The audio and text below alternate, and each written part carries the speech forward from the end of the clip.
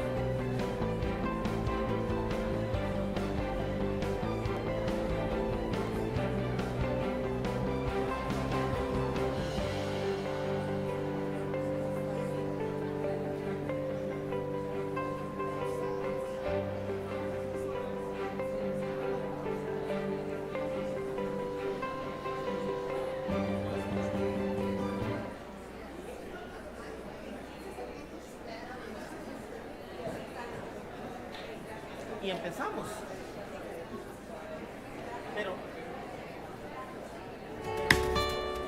Bienvenidos al Tribunal Supremo de Elecciones, Casa de la Democracia costarricense.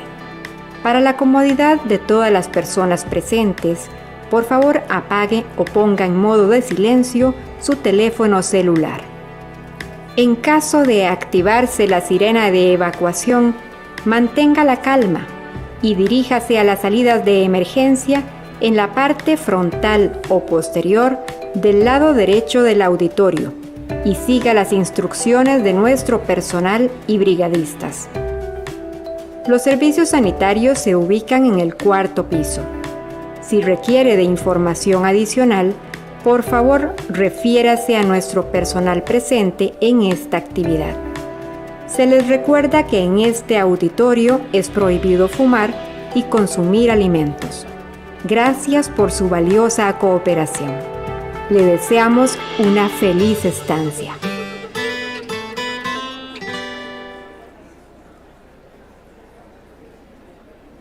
Muy buenas tardes. Les rogamos, por favor, ponerse en pie para recibir al señor presidente de la República, Rodrigo Chávez, y también a las personas que lo acompañan. And the people that will accompany him this afternoon in the main table.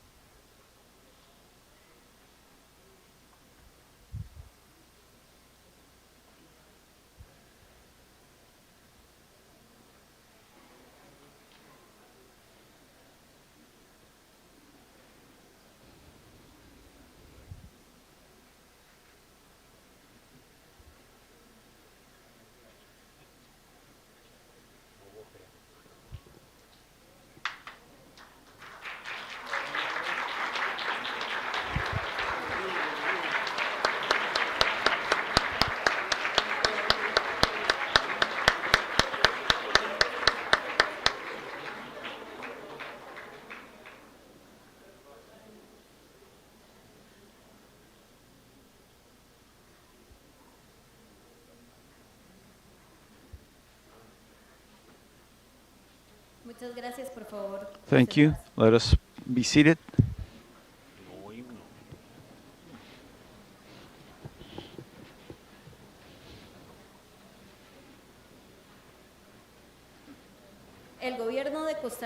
The government of the Republic of Costa Rica gives you the warmest welcome to the second summit for democracy headed in Costa Rica. During this week, the government of Costa Rica has organized an agenda of events geared to encouraging the participation of civil society, especially the Organization of Youth of the Americas and the world over.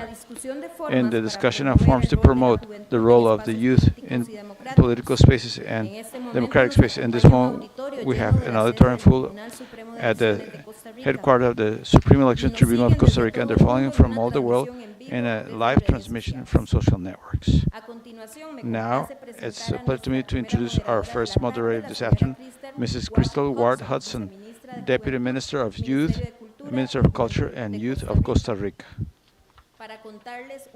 To tell you a little bit about the Deputy Minister of the Youth, Minister of Culture and Youth of Costa Rica, she's a professional in social work with over 8 years of experience in the public sector, and she has promoted the integral development of communities and supporting the strengthening of leadership of the social stakeholders and entrepreneur youth of the province of Limón, a community predominantly Afro-descendant. She's a social activist and promoter of the rights of young people for over 10 years. In 2012, she participated as a member of the Assembly of the National Consultation Network of the Young Person. She was designated before the National Board of the National Council of the Youth Person in the period 2013 and 2015, and she's president of the Canton Committee of the Young Person of Lima between 2014 and 2018. She has represented the youth of Costa Rica in international encounters in Panama, El Salvador, Brazil. Besides, she has represented the Afro-Costa Rican populations in international encounters in Nicaragua, Panama, and Colombia. So we give the warmest welcome to Ms. Karen.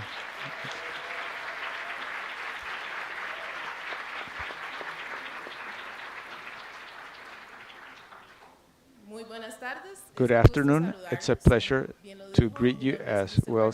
My name is Crystal Ward Hudson, Vice Minister of Youth, and here we're very pleased of having each one of you in this auditorium celebrating the Summit of for Democracy. Today we have a very high-level table. Today we have the participation of the Mr. President of the Republic of Costa Rica, Mr. Rodrigo Chavez Robles.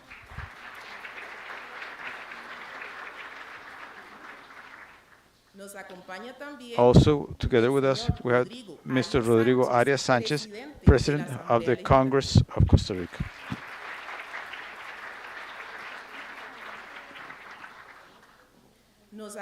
Also accompanying us is Mr. Orlando Aguirre Gomez, President of the Supreme Court of Justice.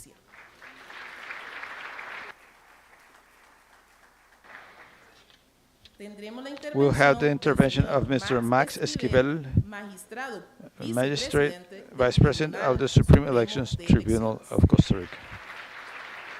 Justice. In this space, we have the participation of each one of these high-level panel members. For 5 minutes, they'll make an intervention according to the power they represent. We will begin with the participation of Mr. President of the Republic, Mr. Rodrigo Chavez Robles.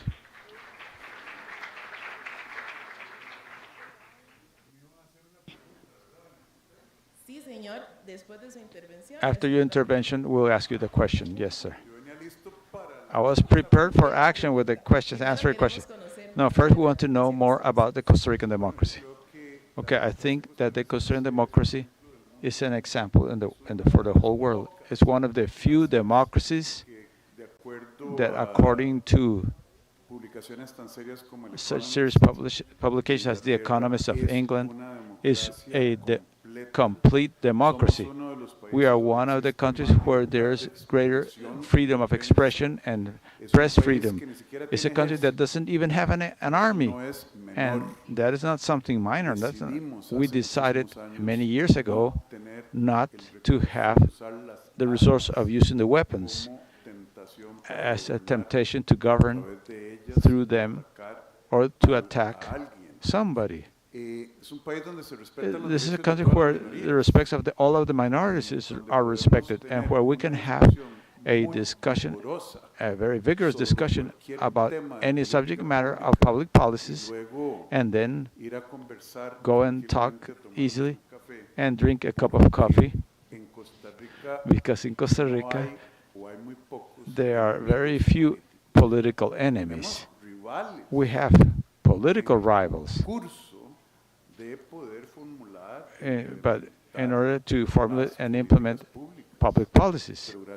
But thanks God, up to where I can see, there is not a system of enmity or constant rivalry. This is a democracy that has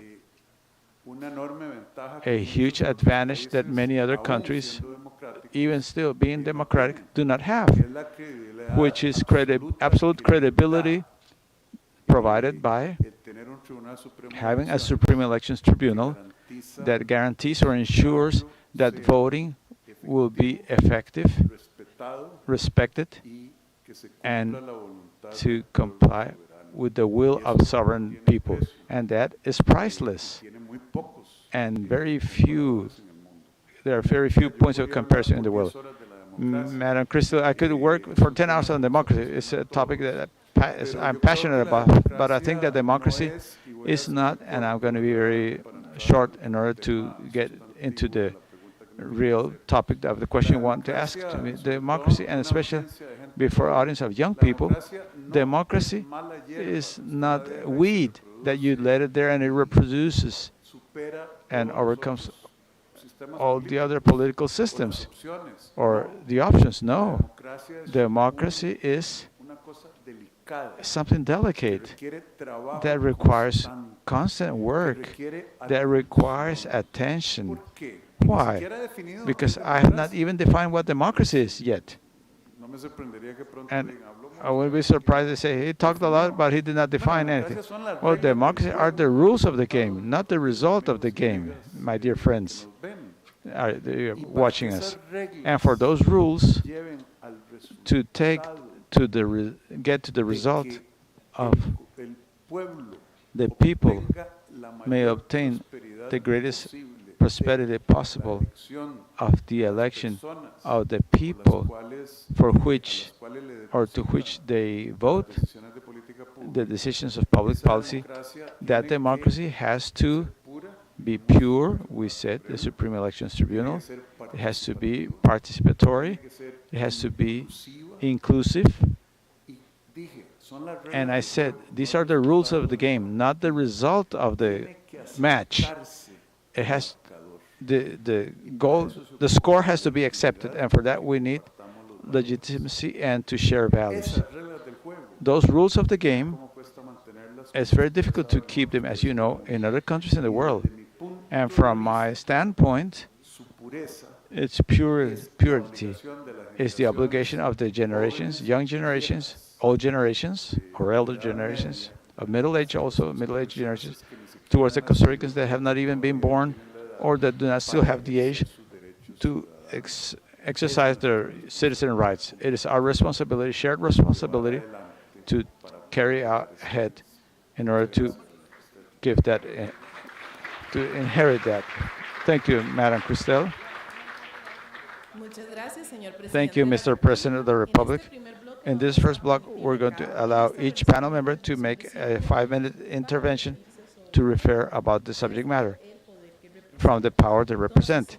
So following with this line, we pass the floor now to Mr. Rodrigo Arias Sanchez, who is President of the Legislative Assembly or Congress of Costa Rica. Okay, you let me know when the 5 minutes are over. I congratulate Mr. President of the Republic, Mr. Rodrigo Chavez, and Mr. Orlando Aguirre, President of the Supreme Court of Justice, Mr. Max Esquivel, President of the Supreme Elections Tribunal, Madam Linda Thomas, Representative of the United States, Linda Greenfield, U.S. Ambassador to the United Nations, and Madam Ambassador of the United States, and Mr. Chancellor of Foreign Affairs Minister, members of the Supreme Powers, and dear ladies and gentlemen, guests here, I thank Mr. President of the Republic the invitation and of being part of this important international event that looks for the promotion and strengthening of democracy in the world over. This is a challenge that we must approach with deepness in a thorough manner. Democracies in their different ways and contents are being threatened by authoritarian currents that do not believe in freedom of people, neither in the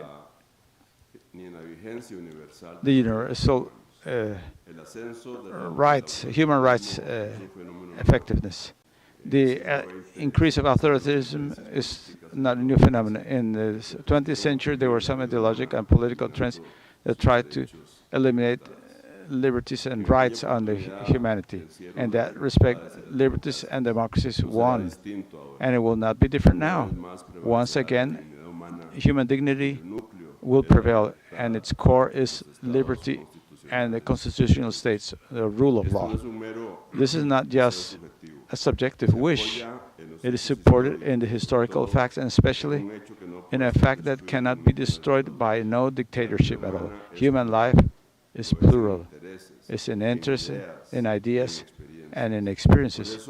That is why pluralism is the distinctive feature of democracy that is expressed in its institutions and in its procedures.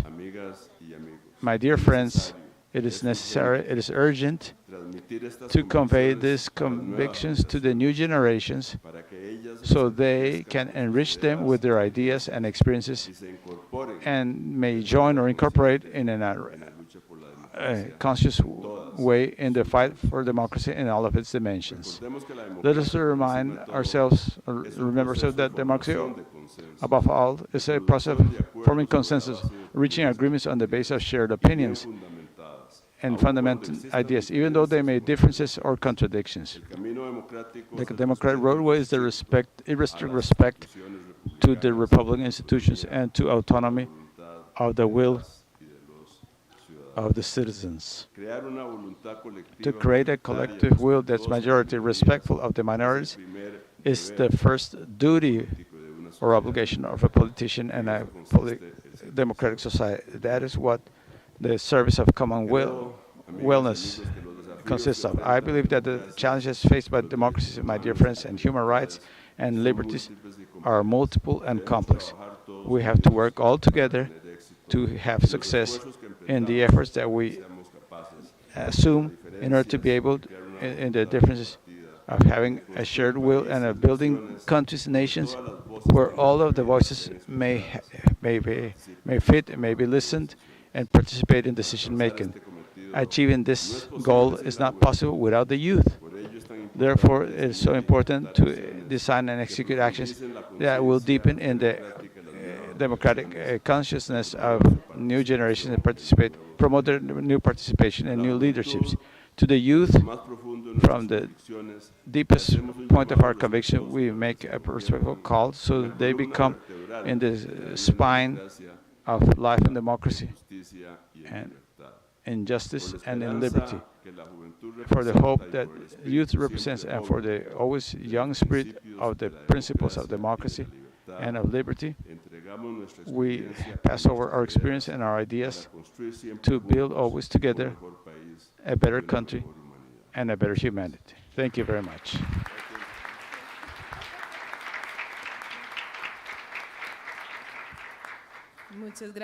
Thank you to Mr. President of Congress, Rodrigo Arias Sanchez. Now we continue with the intervention of Mr. Orlando Aguirre Gomez, President of the Supreme Court of Justice. Good afternoon. Mr. Rodrigo Chávez Robles, President of the Republic of Costa Rica. Mr. Rodrigo Arias Sanchez, President of Congress. Mr. Max Esquivel Farron, Vice President of the Supreme Election Tribunal. Madam Linda Thomas Greenfield, U.S. Ambassador to the United Nations. Ladies and gentlemen of the diplomatic body accredited in Costa Rica,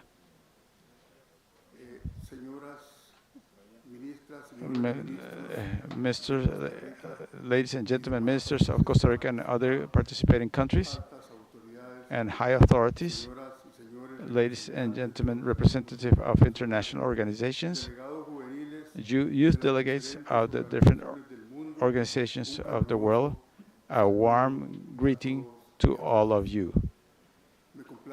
I am very pleased in participating in this activity, in this summit, that we have to dimension the relevance or importance of the youth in the process of contemporary democracies.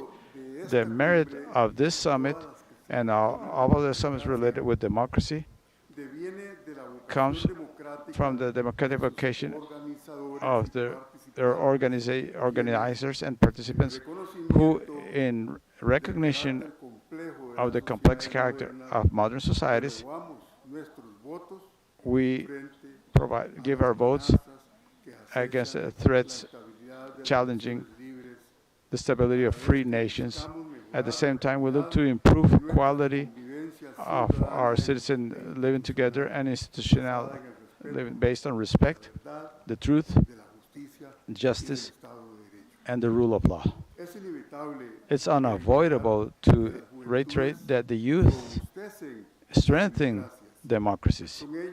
They are the ones, from their passion and their transforming thirst that keep our social contract vibrant. They increase the standard of enforcefulness of rights, and they contribute to the renewal of democratic institutions. They are the age group with more favorable attitudes towards democratic values and with greater interest in global issues, attributed or attributes that convert them in agents that are extremely important and the perfecting of this form of life, of this form of society, which is democracy. It is clear that currently democracy is facing challenges, historic challenges, that go because of waste and transformation of societies, as well as because of the content of public policies that decide and propose the governments in each historic moment. In the core of everything, always the capacity of providing answer to all the new citizen demands or requests will be ensuring dignity of the people, complying the promise of democratic equity, and preserving social mobility as the result of the citizen commitment with daily effort and the respect of the regulations. That is, that approximation to democracy the approach to democracy must be done from a broad field that goes beyond the simple electoral calculus or simple electoral count, and that may consider the relevance and access of services to life quality and to satisfaction of the material demands and unmaterial demands also.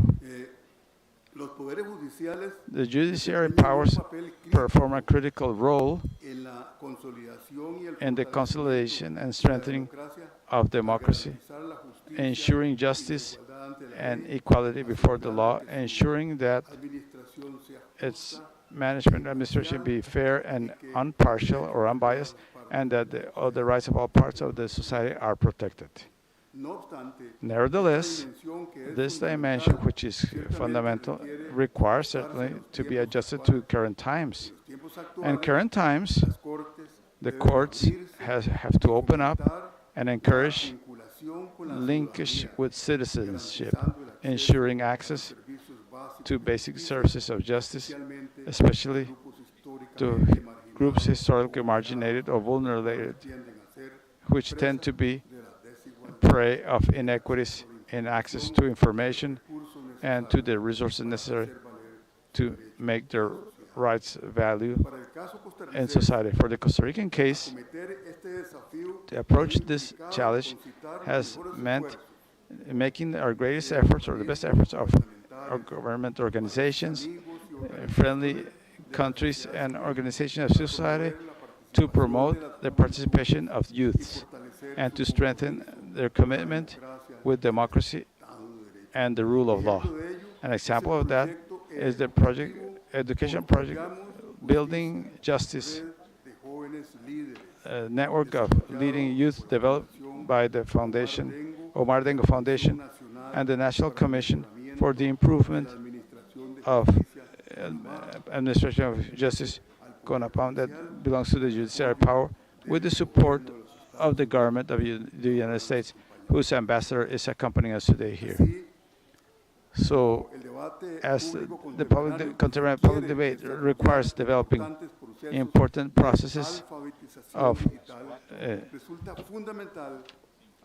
literacy, is fundamental, or to address the gaps of the literacy of justice administration of justice. I mean, not only to make use of judiciary services, but also, it's very important to participate in an informed manner in the debate that without any unavoidable are originated by judiciary decisions.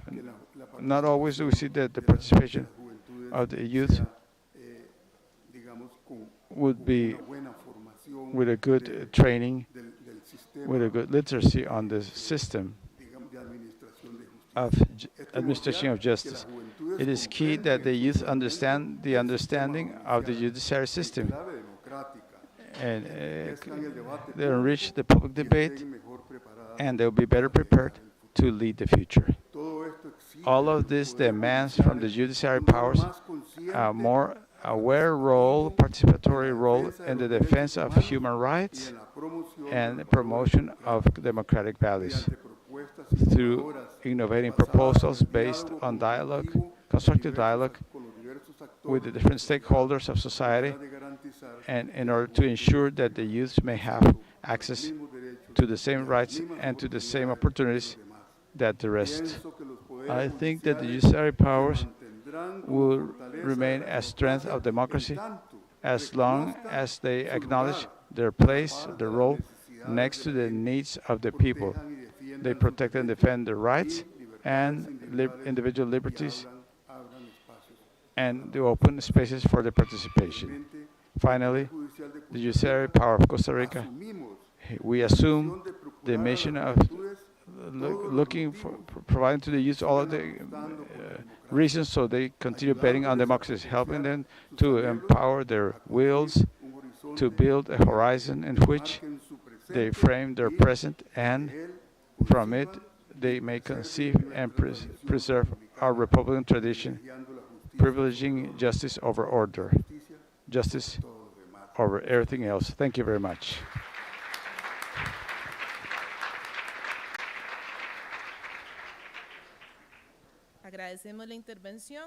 Thank you to the Magister, the President of the Supreme Court. Next, Magister of the Tribunal of Elections, or Max Esquivel, Rodrigo Chavez, President of the country, Rodrigo Arias, President of Congress, Orlando Aguirre, President of the Supreme Court of Justice, Linda Thomas Greenfield, representative of the United States before the United Nations. Good afternoon to members of the diplomatic body and high personalities of government and all of you friends or those who are following virtually. We welcome you into this institution which we are proud of. It guarantees the purity of elections. We cannot forget the scar that closed the open injured because of the political violence in the 40s. Most Costa Ricans that we have gray hair, some of us do not have enough to comb, but we come from those who shed blood among that conflict of brothers, but with hope and courage, we constructed these civic bases to have 74 years of stability, continuous stability. Nothing that we have done in these 200 years of independence better than that, being able to accomplish the agreements and to rise the institutionality that allow us to live peacefully is the most valuable inheritance, our democracy. And this plays on top of our shoulders the weight to preserve it, to work for it for future generations. That's why we're pleased to host during this second Summit for Democracy, during conferences and meetings to strengthen democracy throughout the world, and we work together with the Netherlands, Korea, and Zambia. I want to congratulate the joint work with different institutions in Costa Rica, the Presidency, the Ministry of Foreign Affairs, the Ministry of Culture and Youth, and the Tribunal of Elections. This second summit focus in the promotion of the role of the youth in democratic spaces. I'm convinced that the relation of our youth with democratic processes enhances democracy because they have an essential affinity between democracy and youth. Meaning the treasure of youth make us to treasure it so much, especially when we don't have it. It's the open future of many possibilities and different experiences to select. In this sense, we can say that democracy is like eternal youth for the countries. In every exercise, with every election, opens the collective opportunity to reinvent ourselves, to have a different dream, to wake up of different dreams and to look for a more expanded future. So the youth have better reasons to vote. This will create consequences for good or for the bad of the countries. It's longer the life these youngsters have before them. Their future and the future of the country is the future of the youth. What they want to do with this beautiful gift of life will be framed or limited or empowered by the conditions to develop them. Their country offers them conditions that depend always of politics. We are the problems of society that become close. Options for the new generations can be overcome politically, but also everything that we offer, our countries offer its citizens that are just to begin, that are to life, can be dealt with politics. Boys and girls, these advocating for the liberty is the greatest struggle, which has more dignity, would be more fruitful, because even if we're different, we respect ourselves as equal, and we recognize that as countries we have the right to be gold miners of our own future. Thank you.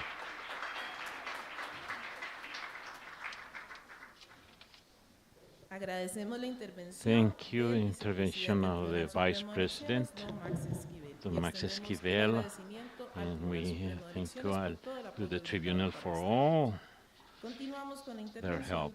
Next, Ambassador Lynn Thomas Greenfield, Ambassador of the United States before the United Nations. Thank you very much. And thank you to the supreme powers of Costa Rica, President Chavez, Legislative Assembly President Arias, Supreme Court President Aguirre, and TSE President Zamora. Thank you for hosting us throughout this summit. We're grateful to have had you as generous hosts, and we've been fortunate to be together for this powerful week of programming. It's been truly a week of democracy. I thought I would follow up my keynote with a few more thoughts on the importance of harnessing youth participation to revitalize democracy. This year, as I mentioned, we are celebrating the 75th anniversary of the Universal Declaration of Human Rights. All human beings, states that noble document, are equal in rights and dignity. This profound statement is not an opinion. It is a fact. Our human rights are inalienable and indivisible. They're interdependent and interrelated, and they are universal. Of course, not every country respects human rights. Dictators abuse them, states violate them, but no country can take them away. Of course, respecting human rights is not only the right thing to do, it's also the smart thing to do. As democracies, we know societies that respect human rights have healthier citizens, less violent conflicts, and more prosperous communities. And the more we tap into the full range of talent and diversity our populations have to offer, the more we take the universal part of universal human rights seriously, the more we succeed. But within our borders and beyond, we must work to be inclusive of all people across all generations so that we can deliver for them, so that they can deliver for us. Because we've got a lot more work to do, and here's the truth. The next generation are the ones who will inherit the fallout of today's challenges: wars, poverty, the global hunger crisis, the global climate crisis. These issues disproportionately affect young people today, and they will affect them even more tomorrow. I think of the girls and young women in particular. The UN Secretary General warned us earlier this month that at the current rate, it will take 300 years to reach gender equality. 300 years. That's not good enough for our children. As democracies, though, we don't have to sit here and accept that fate. We have a remarkable ability to look within, acknowledge our weaknesses, and work to correct them. This is, in fact, our greatest strength. Autocrats are too arrogant to course correct, but democracies acknowledge our mistakes all the time because our people make us. That's the system that we're in. And I'm living proof of that. In my keynote remark, I shared a story about the lead up to our Civil War, which ended the mass enslavement of African Americans. I'm a descendant of one of those slaves. Now at the United Nations, I represent the United States to the world, and that is proof that progress is possible. Today, many countries around the world, around the globe, are joining us in facing a reckoning that far too long, too many groups that have been left out and left behind, that the marginalized must be respected, that we must make our universal human rights real for everyone, and that we must especially work to acknowledge that young people must be uplifted and included, that youth leaders are not just future leaders, they are leaders, period. So I'm glad that our Costa Rican colleagues have provided this platform to exchange ideas and share recommendations going forward. It's why we have been so supportive of the Youth Political Participation Cohort, and it's why we support young people running for office, working within civil society, creating peace-building movements, or starting cross-cultural dialogues. And it's why we insist on building legitimate channels for your participation, to create trust and to make change. And that's why I was so proud to announce the launch of the Youth Democracy Network in my keynote earlier. The Youth Democracy Network will provide an avenue for youth interaction with government officials and integrate youth perspectives directly into the policymaking process. And I'm asking everyone here today to join us. Just as President Biden's Summit of Democracy has united governments, civil society, the private sector, and philanthropic groups, so too should the Youth Democracy Network. We invite all sectors to get involved to strengthen democratic resilience. While we've been together here in beautiful San Jose, there have been summit events underway all across the globe. In the Republic of Korea, our colleagues have been looking at how corruption undermines democratic institutions and values and jeopardizes sustainable development and the rule of law. In Zambia, we have focused on the integral role that free and fair elections serve as a cornerstone of democracy. In the Netherlands, we have addressed challenges to media freedoms in today's information atmosphere. And in Washington, D.C., our colleagues have worked to shape the ecosystem of emerging technologies in line with democratic principles and human rights. These are timely, vital topics, and I want you to know all of those co-hosts have recognized the importance of engaging youth, of engaging young people. Your message is resonating around the world. And I want you to know this summit is not just a meeting, Mr. President. This is a rallying point. It's a launch pad. It's a place to reaffirm our global commitment to innovate, to collaborate, to act. So here's my challenge to all of you. Leave today with at least one action you are going to take, at least one thing you personally will do to advance our democracies, at least one way you will put young people at the center of your work. If everyone here does that, then we will be that much closer to leaving the next generation with the resilient, robust, prosperous democracies they deserve. Thank you.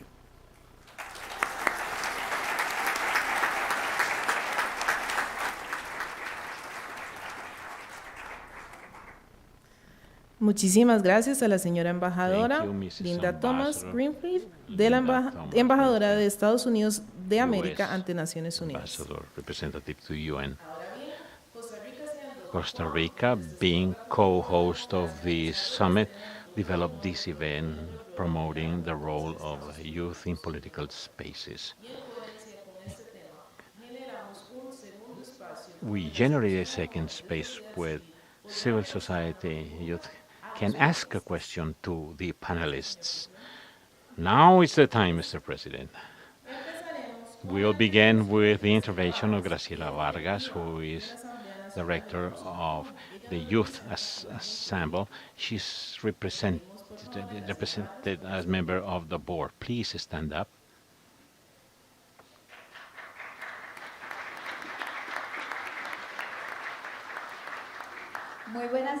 Good afternoon, everyone. It's an honor for me to be here and the one who will ask the question to Mr. President.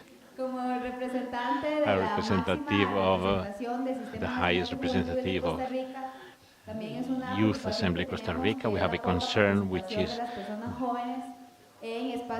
very little participation in the decision-making process. So, Mr. President, what could be the strategies in the government to promote real participation of the youth in democratic spaces? Thank you. Thank you, Graciela.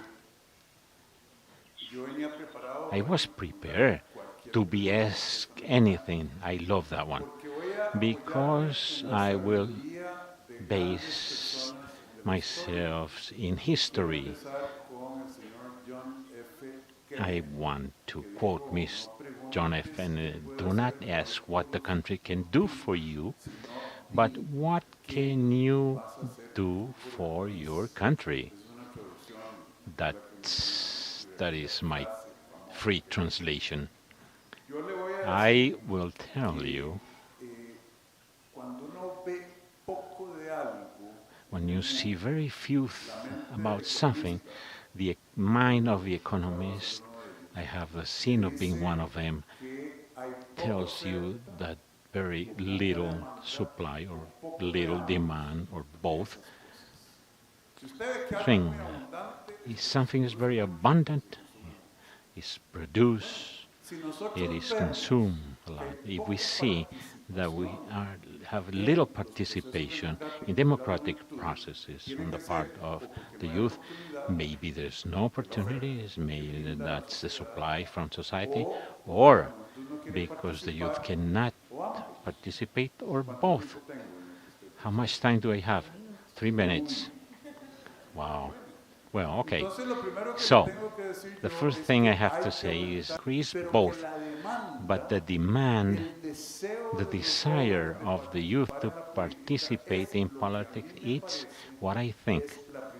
It's the main restriction right now. Of course, we need to open more spaces, and we're doing it. But think about that truly the participation, your participation, Mr. Magistrate mentioned, have more selfish participation interest than the person who is at the end of their life, because the well-being of the younger person for a long period depend on the decisions that are taken in the democracy and the exercise of power. In fact, we have seen that how generations, historically speaking, have disappointed people in power, especially old people. They disappointed the youth in the historical events. I will tell you. What about the destruction of the environment? We, conceptually, nobody can say this is one of my proposals. We can export all the timber of Costa Rica's forest to generate a surplus that allow us to do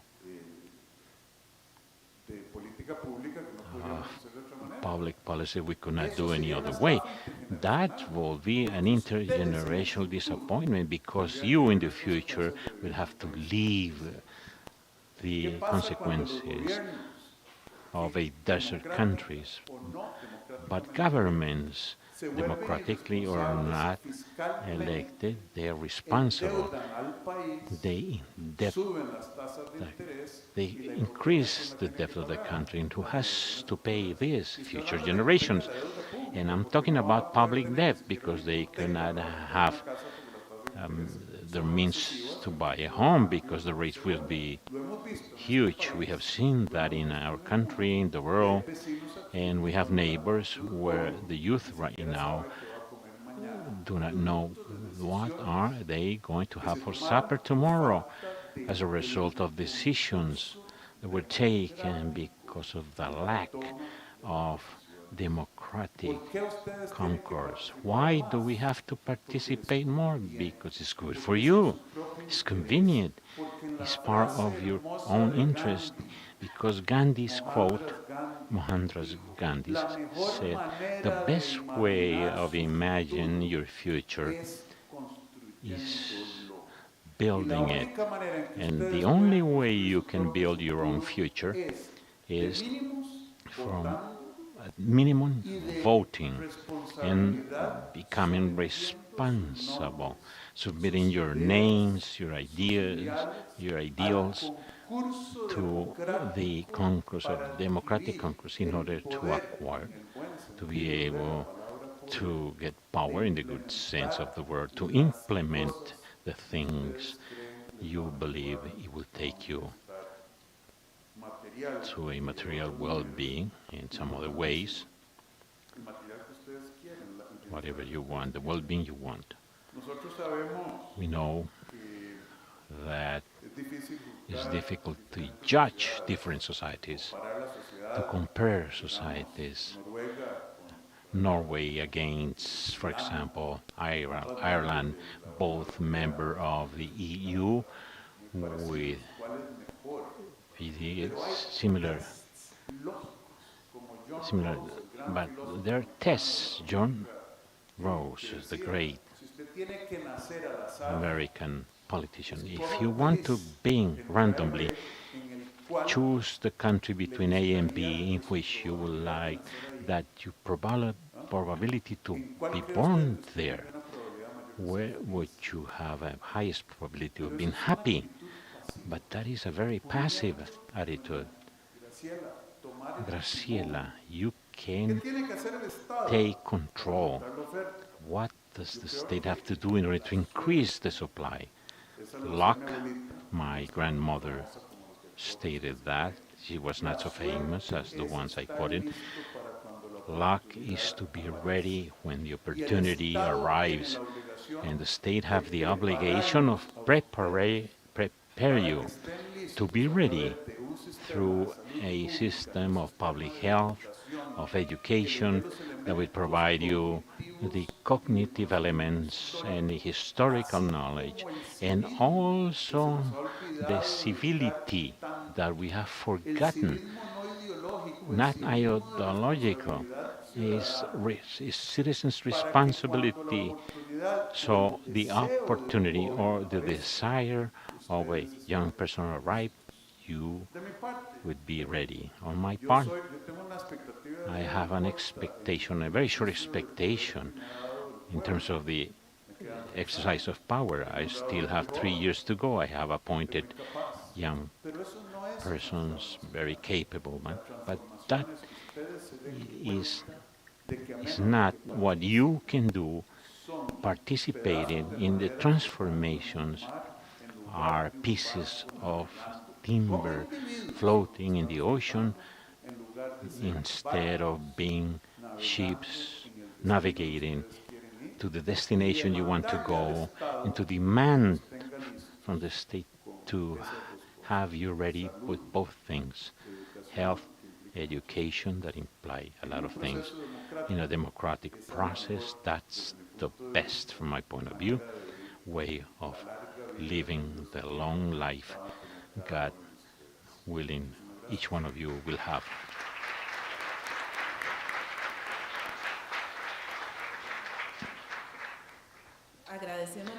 Thank you for your answer, Mr. President. Next intervention of Marlison Ramasan, who will be asking the question to the President of Congress. Good afternoon to all of you. Marlison Ramasan Torres, I'm the coordinator of Municipal Network of Youth in Local Governments, and also municipal region. Political parties must have a quota in order to renew leadership in political parties. But youngsters, we feel as this has not been sufficient. Don Rodrigo, what can Congress do to generate more participation of the youth, especially in the process of decision taking, to where we can see the generational renewal? Thank you. Maybe what can Congress do?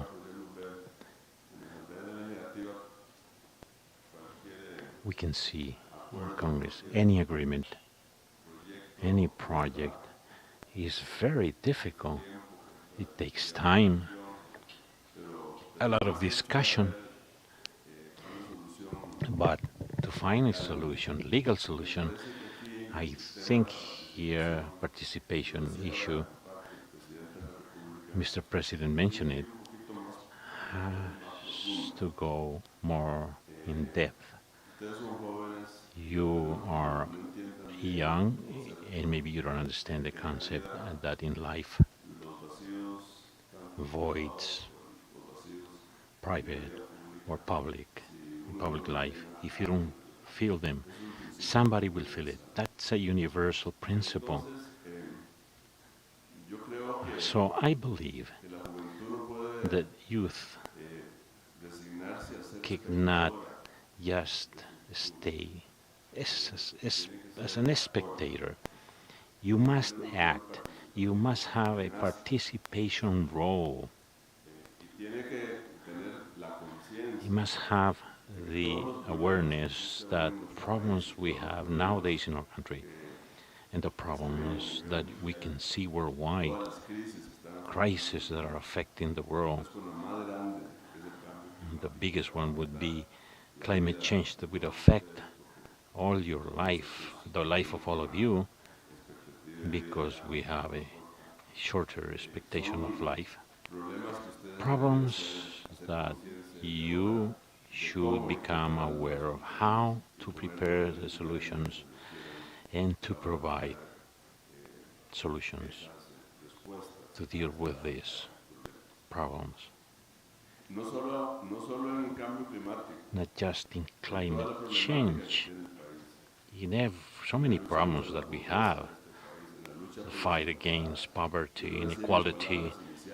I mentioned in my first words, democracy is pluralism. Pluralism is manifested in every branch of society.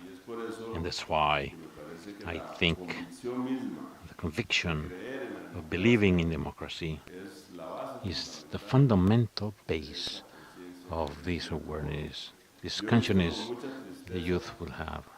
It's sadly to see Latin American indicators and worldwide indicators where the conscience in the defense, the conscience, the awareness and the belief of the youth in democratic principle, it's low.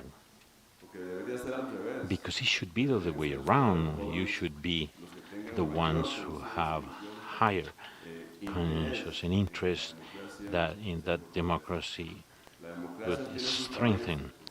We have our weaknesses in the democracy, as any political system. Winston Churchill mentioned it. There are 1,000 problems, but it's still the best system. I believe in more thinking about quotas. You, the youth, must have the awareness and you must have developed these convictions to believe in this participation, because only participating you can face the problems. You will be the players, you will be the stakeholders of the solutions, and you must be. Right now we have political parties that have different percentages in participation. Some these demands about 20% in order to register for the elections. That is subject to self-regulation depending on the party. Congress could participate in reforming more than this, but we could think in reforming municipalities. You represent the municipal system where the municipal code can be reformed in this sense in order to provide more participation to the youth. But all of that, I think, though, is complementary of a higher vision, the conviction of the youth to face the problematic we have in our country and the world. Thank you.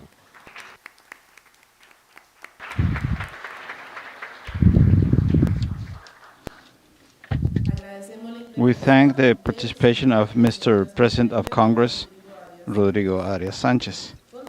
Now we continue with the third question that is addressed to the Supreme Court of Justice and will be in charge of Mr. Kenneth Chavez Morales, representative of Rural Youth. Good afternoon to all of you.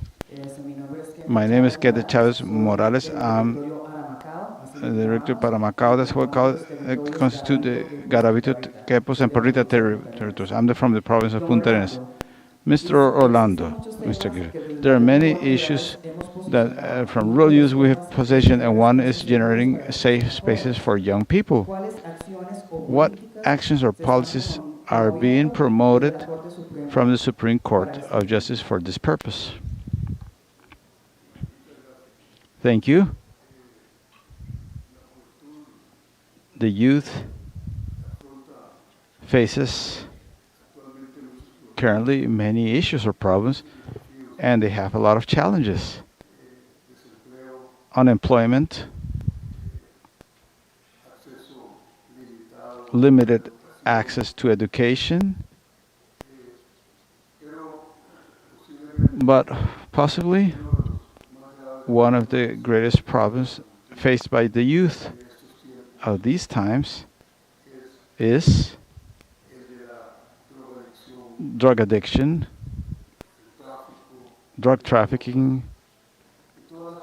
and all the consequences that this brings for all of the youth or young people, and for, we could say, for all of us that have children and grandchildren. We're still worried about the security of our children when they're going to school. What security or safety do they have over there? Of course, the function of the judiciary power is one that, and we all hope that that is how it should be, which is administering justice in an effective and efficient way, and a type of value that flowers in face of the problems presented by the drug trafficking is the hope of severe justice, of justice that reacts in the face of this problem with sanctions or punishments that necessarily have to be confinement or imprisonment. We, in the judiciary power of Costa Rica, we have made a distinction. We separate the topic of youth delinquency or youth crime that can involve also everything that has to do with this environment of insecurity.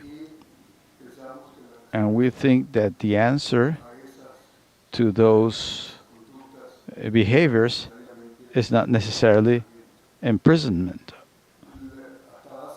Up until a few years ago, you couldn't think of having a solution of conflict or conflict solution of juvenile criminals that was not the punishment of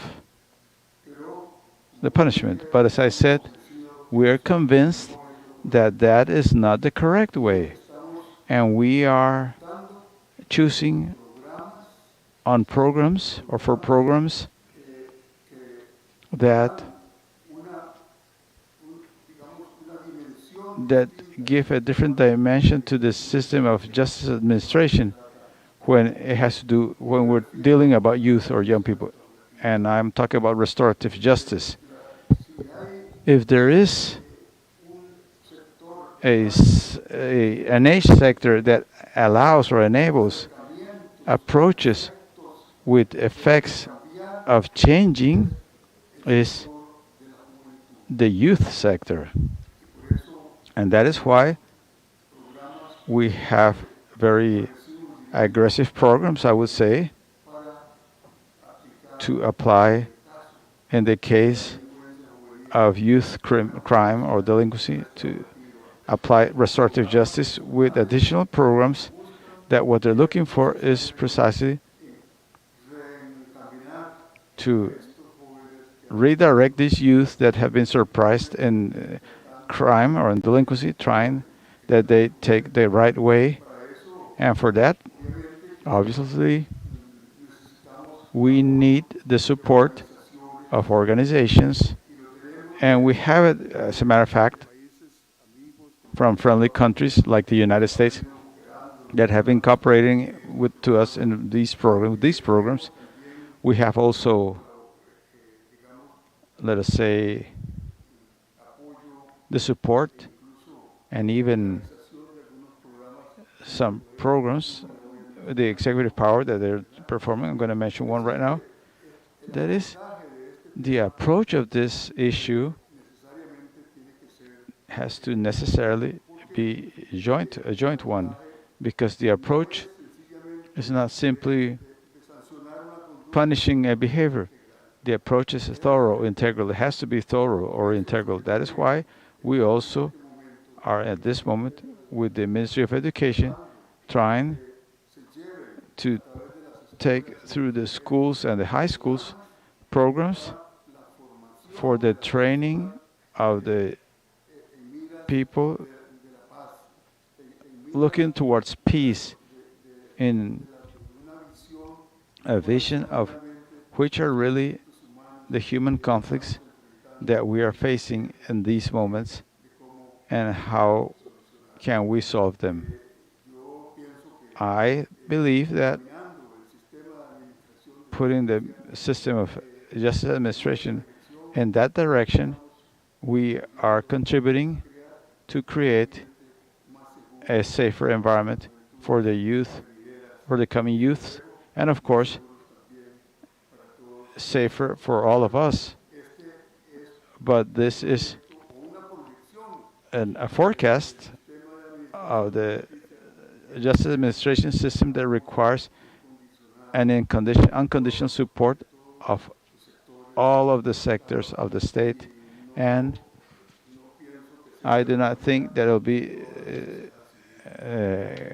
also without all of the civil society, because this is a program, an education program where we all have to be committed, and not necessarily the only committed one is the state through the schools and the high schools. Thank you.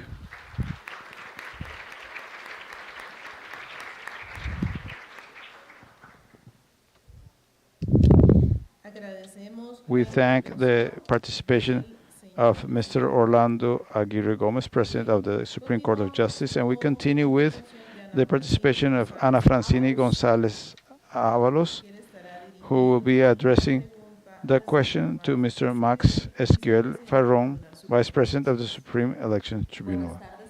Good afternoon to all of you. My name is Ana Francini González Ábalos. I'm from Garavito, Punta Arenas.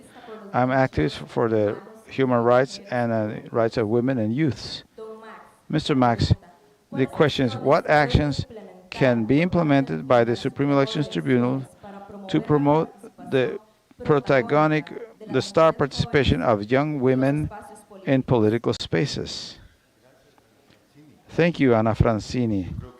I think that to give an adequate answer, it will be good to review which are the 4 functions that the Tribunal has and identify which one can help us more to achieve the objective that you are looking for with your question. The Tribunal has functions of electoral administration. It organizes elections, and functions of justice. Electoral justice solves conflicts, and overseeing electoral political issues, and also public register. It ensures the identity of the citizens and elaborates the electoral pattern, and has also functions of training in democratic values through the Institute of Studies in Democracy. If you see, well, the question you're asking me, we're talking about a population that seems to begin losing, and I'm going to explain why. In our country, for a long time, and still now, it happens in a lesser degree, but still, it has thought that politics is an issue of men. And it was until a very short time ago, measures were taken for the strong incorporation of women, not only in the party structure, but also in the popular election positions properly, and we're still working on that. Also, it has been thought that politics is an issue of adults, older adults, not in the young adults. So young women enter with a hindrance created from the beginning, with a hurdle created from the beginning in order to participate politically. If you ask me, in what can the tribunal have a greater incidence? Although it is true, as electoral judge, it can oversee rights of participation in the face of violations committed, as we have done. Although it is true, with electoral administration, we can have incidents for the statutes or regulations of the parties comply with establishing mechanism of the youth participation as the law has established. Although it is true that as a registrator, civil registrator, it can take action so that that amount of youth, and especially young women, are not left out of the electoral pattern that has happened in previous elections. I feel what the previous panel members mentioned. The most fertile field to avoid all of this to happen and to heal, and for this solution, is the field of training and values. And there's where somehow the work that we do through the Institute of Training and Studies in Democracy is the one that best precisely to take actions on that respect. I commend some that we have taken, and that obviously we have to deepen on them. We work since early ages with the youth when they're even children from the beginning. We have achieved, for instance, that the student electoral code that exists includes also the concept of parity and alternability, and this has been done through programs developed by the Institute of Training and Studies in Democracy. That is, the student governments of all of the schools and high schools, 50% of the people that form part of the student government, of the political process, is governed by parity and alternation. We have produced also a work with electoral student tribunals through audiovisual material that is shared with them to ensure that once that they become citizens, that is women, especially now, they come with that training from school and high school. The other topic, work with training of leaderships for young women. And here we've made a partnership with an organization called We Female Women Connecting, and precisely what that program looks for is to train young women in political leadership. And we have carried out already trainings with 4 generations of young women that have been part of this program that is so important. And we have always been checking education material focus specifically on these topics. We have carried out workshops. We have still to encourage political participation of women through workshops called Gender and Participation, Political Participation of Women, another type of workshops called Citizenship with Gender Focus. They all work at high school level and also with group of youth that we expect to continue carrying out through in the remaining time and for the future. That is, we're not going to stop. That's what I meant. What is the secret? Maybe to add more incidents to this that we're doing is to take advantage of instruments such as digitalization to youth. To the youth, we have to speak in the language they like more in this moment. So we have to take advantage, especially the digital platforms, to power those results. This is an advertisement. Taking advantage, we have people from the deployment course. But any help you can give us with on this respect, it will be very effective because, as I said, we're working on that and we want to continue going ahead because we're convinced of the needs, as I said in my previous intervention, that the youth may appropriate the politics. Thank you very much.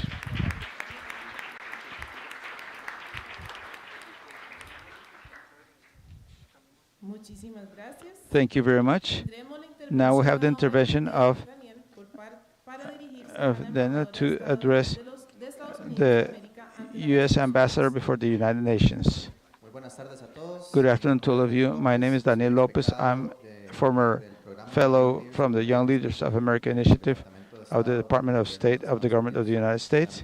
Also, I'm representative of the Committee of the Young Person of the Canton of Quepos. So, Ambassador Thomas Greenfield, in your keynote you said that we need to do the hard work of showing up not only to the elections, but also between elections. So, what does that look like? And how do you recommend young people lead a life of public service? Thank you. Thank you for that question, and I couldn't have asked for a more relevant question for me. Because what happens, and particularly in the United States, is people, and particularly young people, get really excited when there's an election and when politicians are talking to them. And when the election is over, they forget. They go back to whatever it is they're doing. And then they are upset when the issues that are important to them are not being dealt with by the politicians, whether it's gun control, or it's student loans, or it's jobs for young people.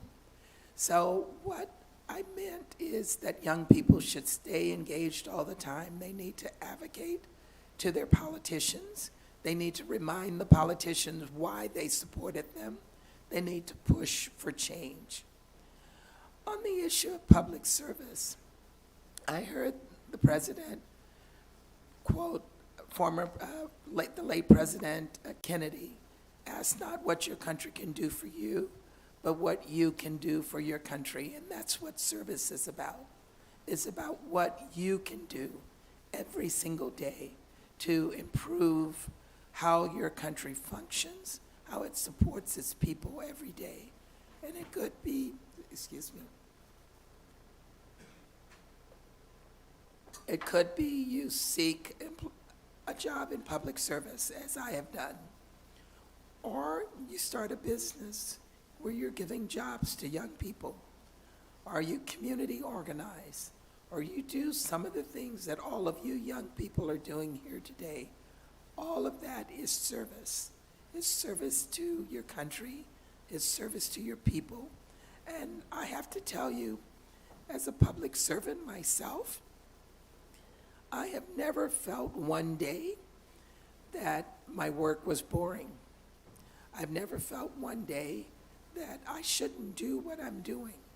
And so what public service means is doing those things that you know will make a difference in people's lives every single day. And if you young people don't take on that challenge, then no one will. So I want to encourage you to seek a life of service. Thank you.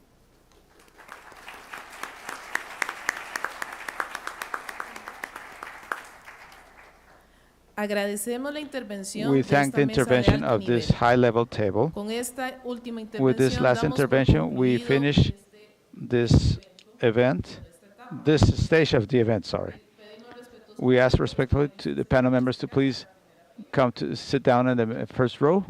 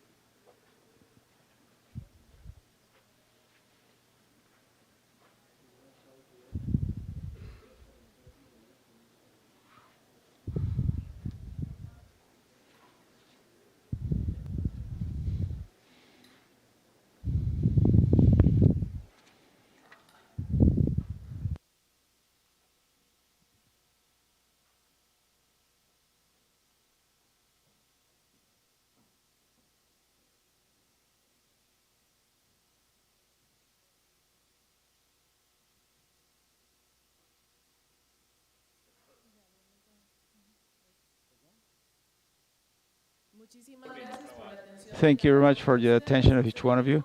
Now we continue with the last block of this event. I want to thank you. Please let us continue.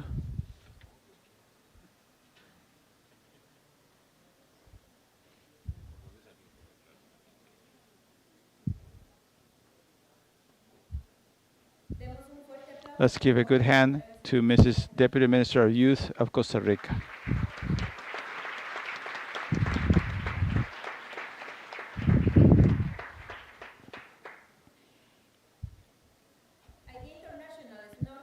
ID International is an organization that dedicates itself to study and promote democracy all over the world. Now we're going to listen to a message from its Secretary General, Mr. Kevin Casas Zamora, in occasion of the celebration of the second Summit for Democracy.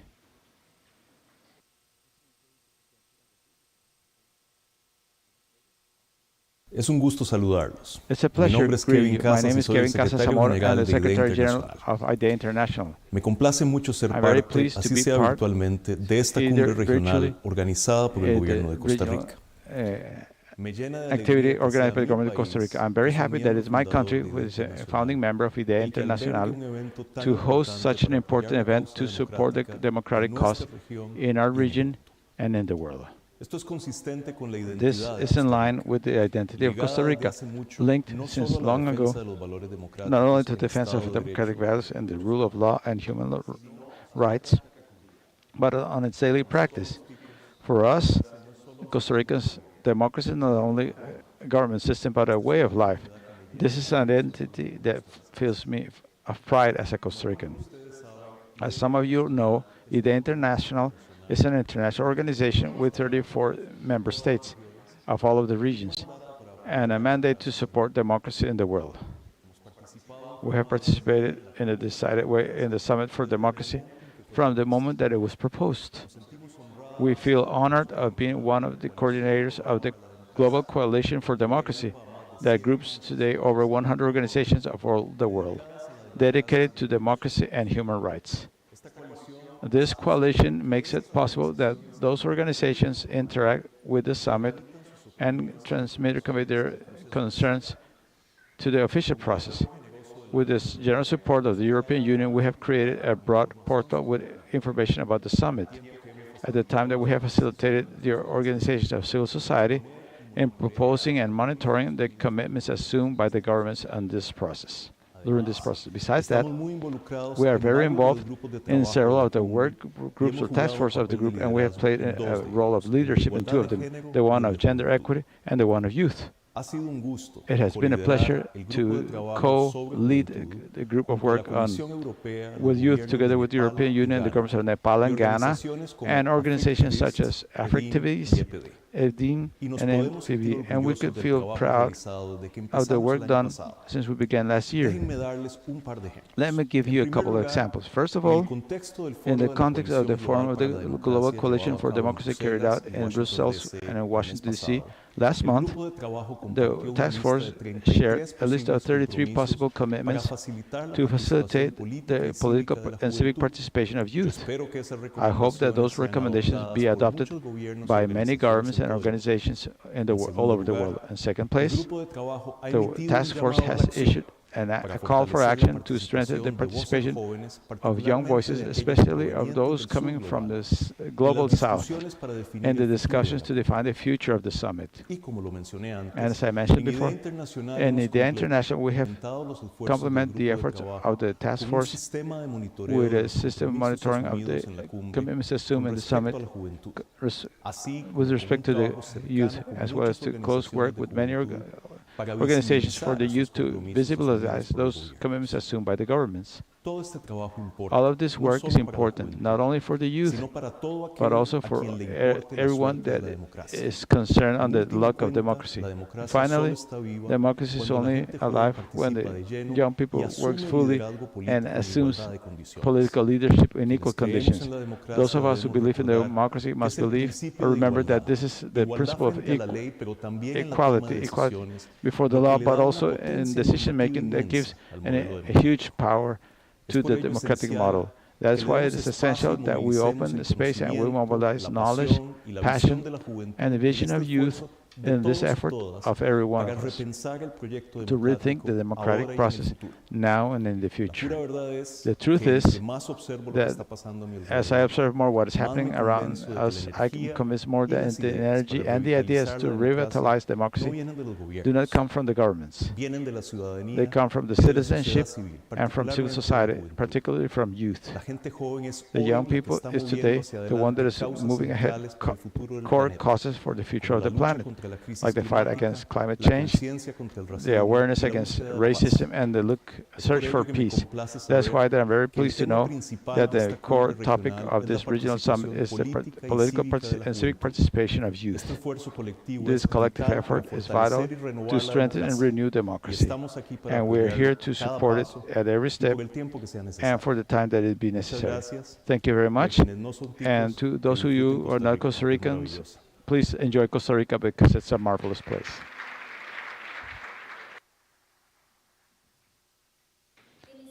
We begin now the second segment of this afternoon, which will be moderated by Mr. Hugo Picado León, Director of the Institution of Training and Studies in Democracy of the Supreme Elections Tribunal. He's an attorney and a politologist, a doctor in his rule of law, and Global Governance by the University of Salamanca. He's official of the Supreme Election Tribunal since 1993. During the electoral process, he has been electoral advisor, subcoordinator, and coordinator of the program of electoral advisors, supervisor of electoral programs, speaker before mass media, and responsible of the program Informed Voter. He has had a prestigious academic degree in law as in political science and multiple publications in this subject matter. He is Justice of the Supreme Elections Tribunal. Good afternoon.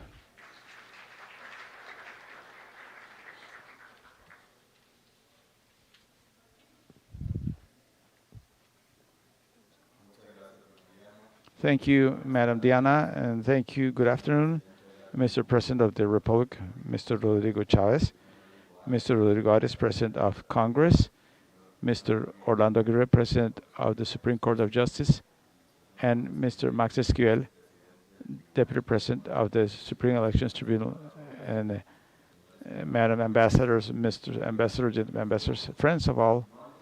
Continuing with this program, promoting participation of youth in political space and in democratic spaces, we have now a table of experts that I request you come up to the main table as you are being called. Okay, we will have at our table of experts people that have worked the topic of youth at continental level and that were going to enrich us with their perspectives.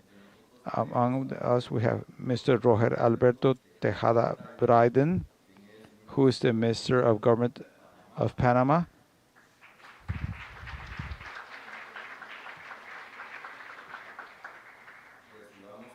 Let's receive also Madam Patricia Portela, representative of UNICEF in Costa Rica.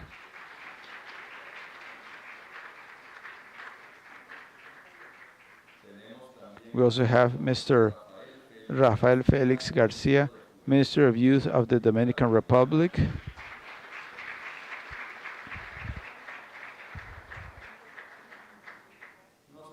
We have also with us Mr.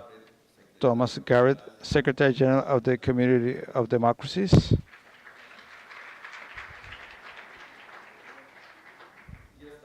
And with us also we have Mrs. Abby Finkenauer, Special Envoy of the United States for Global Topics on Youth.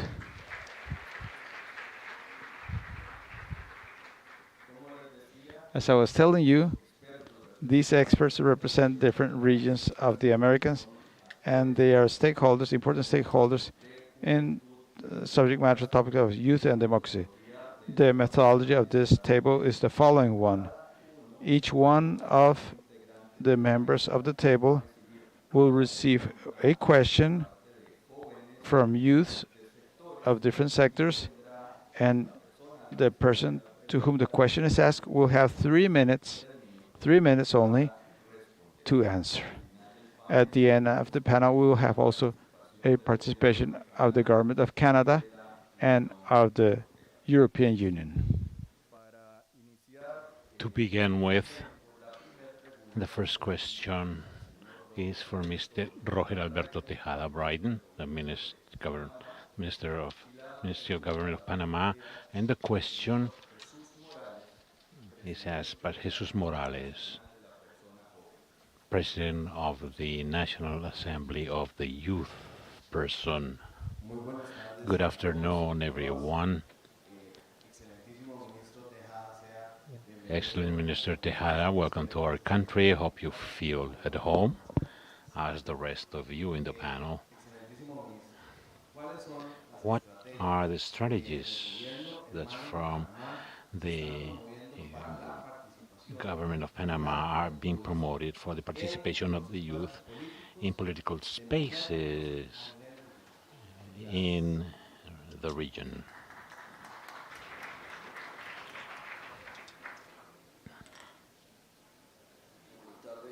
Good afternoon, everyone, friends in this panel, Mr. President of Costa Rica,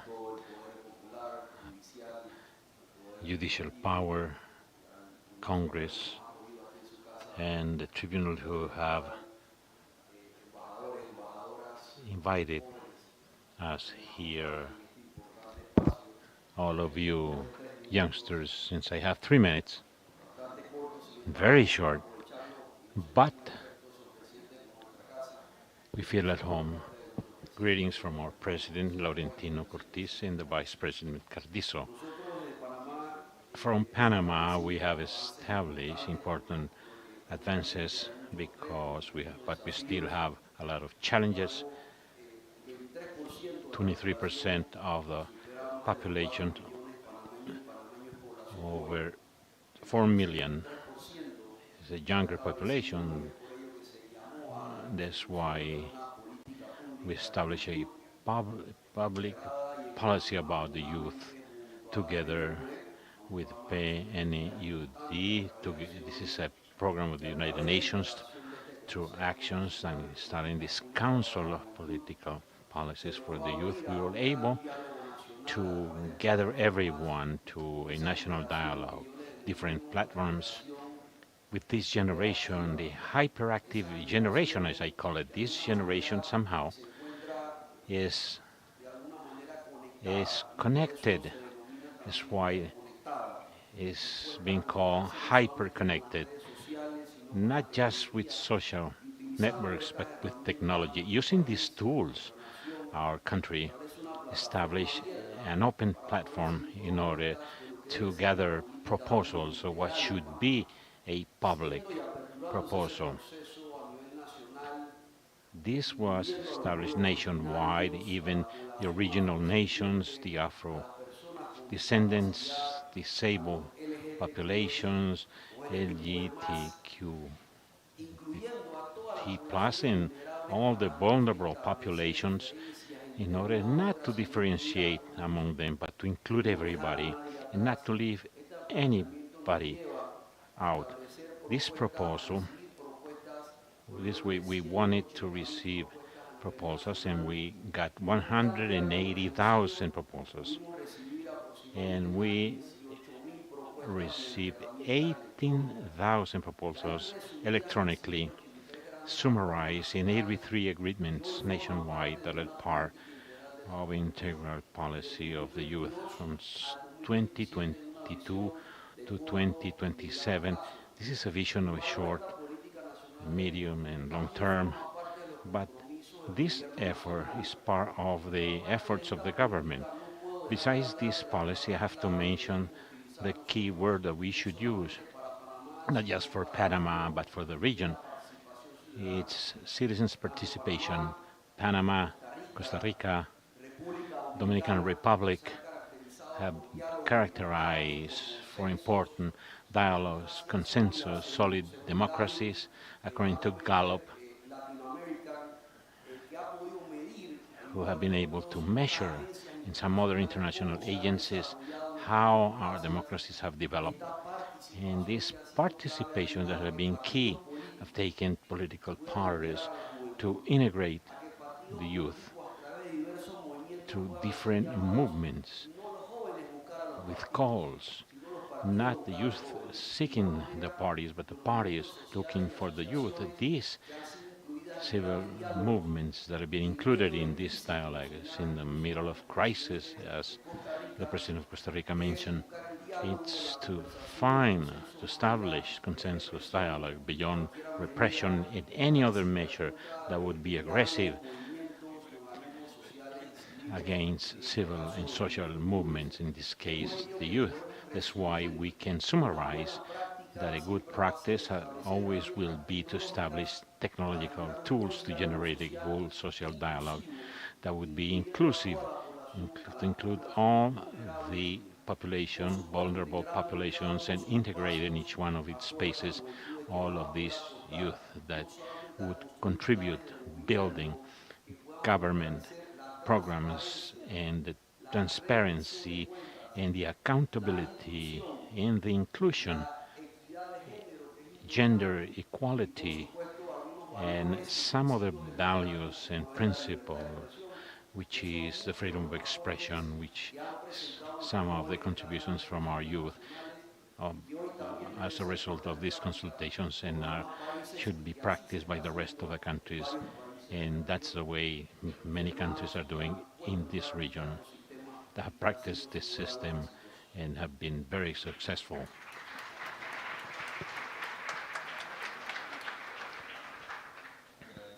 Thank you for your answer, Alberto Tejada, the Minister of Government of Panama. Next question is for Mrs. Patricia Portela de Souza, representative of UNICEF Costa Rica. And to ask the question is Lester Fernandez Carrillo, which is the young representative of the Red Cross, Costa Rican Red Cross. Good afternoon, Mrs. Patricia Portela. The question is as follows. What is the role international agents play in the case UNICEF to strengthen the participation of the youth in democratic spaces from the perspective of sustainable development goals? Thank you, Lester. Good afternoon, everyone.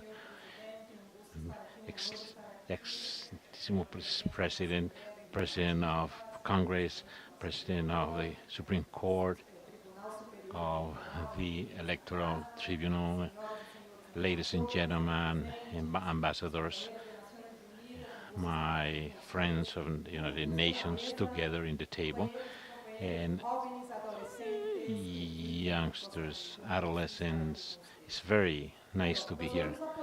We support adolescents and young directly and networks and the institutionality and civil society in order to guarantee that each youngster, each adolescent have all the opportunities that have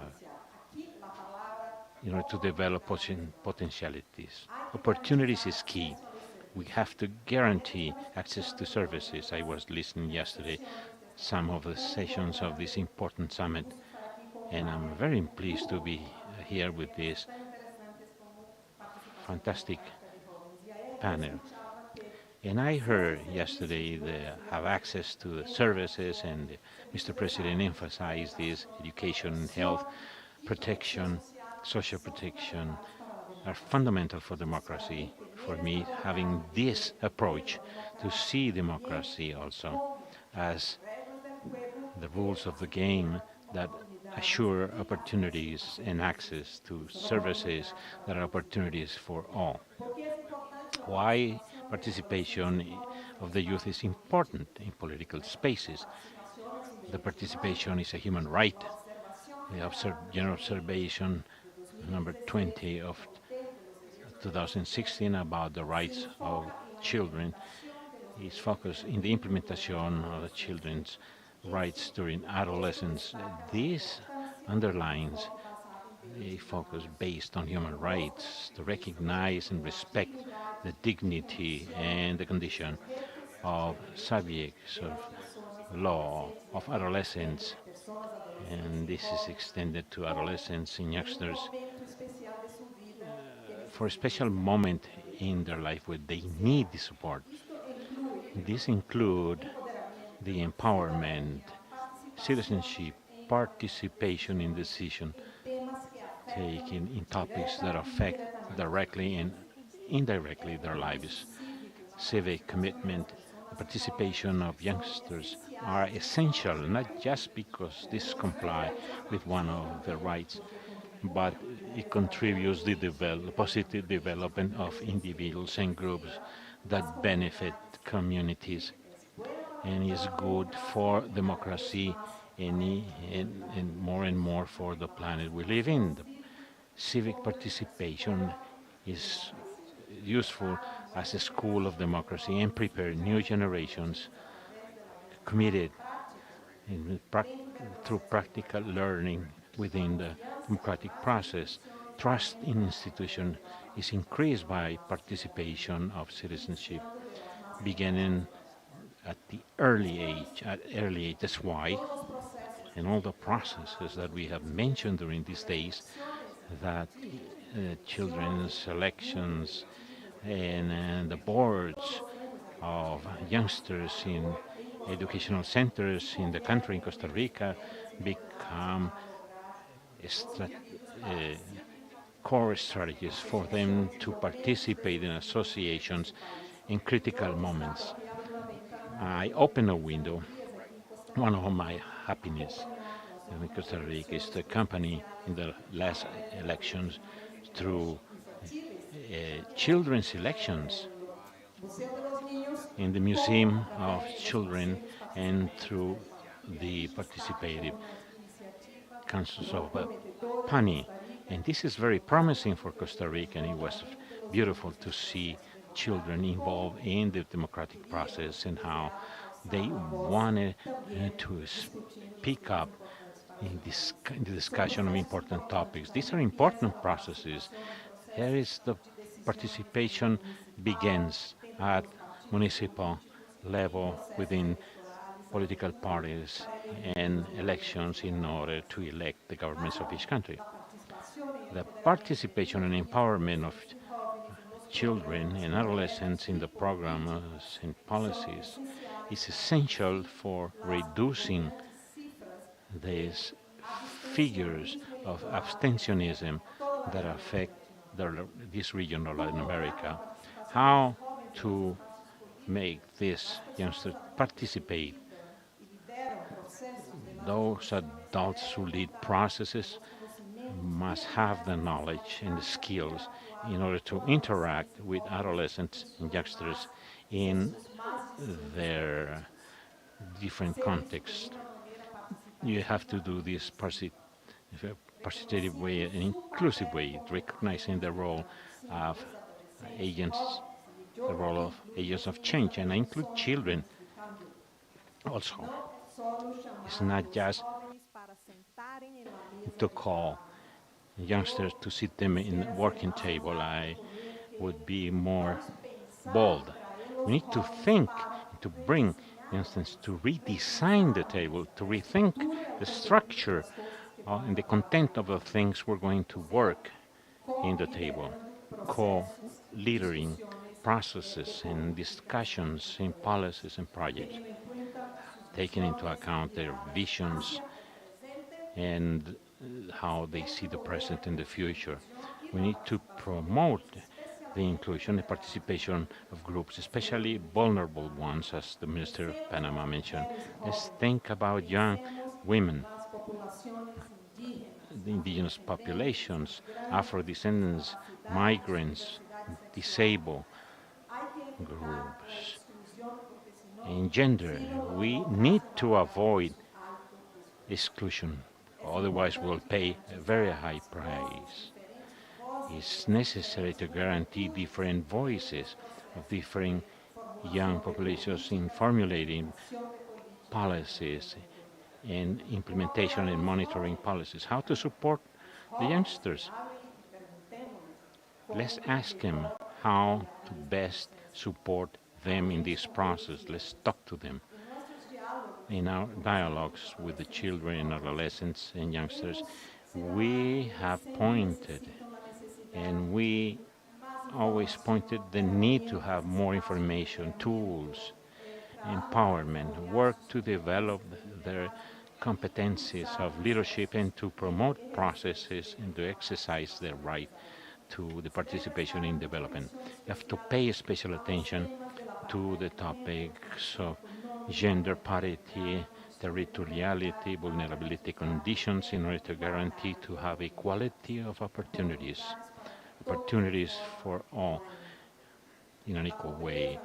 Poverty, distance, the origin, the culture, or the gender condition should not stop them to participate in this context. It's essential for democracy from the international agencies of the United Nations, like UNICEF. We support the institutions of the state that have a fundamental role for promoting and the participation of adolescents and youngsters in democratic spaces in order to accomplish the ODSs. I think it's fundamental. The ODSs will not be able to success without a very close participation, very active participation of young adolescents and children. They are the present and also the future of all the countries. There's no democracy without the exercise of the right of youngsters. Democracy is good for children and youngsters. Others like us, we go beyond insisting the children and adolescents and the young are very good and essential for democracy. In conclusion, a topic that in the previous table, the president of the tribunal elections, the tribunal, the needs of tools and digital platforms that we have in Costa Rica. We have some platforms already ready, working, and promoting participation of youngsters in several environments of the institutionality and dialogue with society. And I have in mind one platform we have supported together with other institutions like Vice Minister of Youth. Thank you, Lester, for your question. The Red Cross, a new report. We have the same platform around the world. 95 countries involved, 28 million adolescents and youngsters. In Costa Rica, almost 7,000 we have used a way of promoting consultations. It's a platform that is available, and I'm informing you that this is ready for the society in Costa Rica, for all of us to use with and for adolescents. Thank you.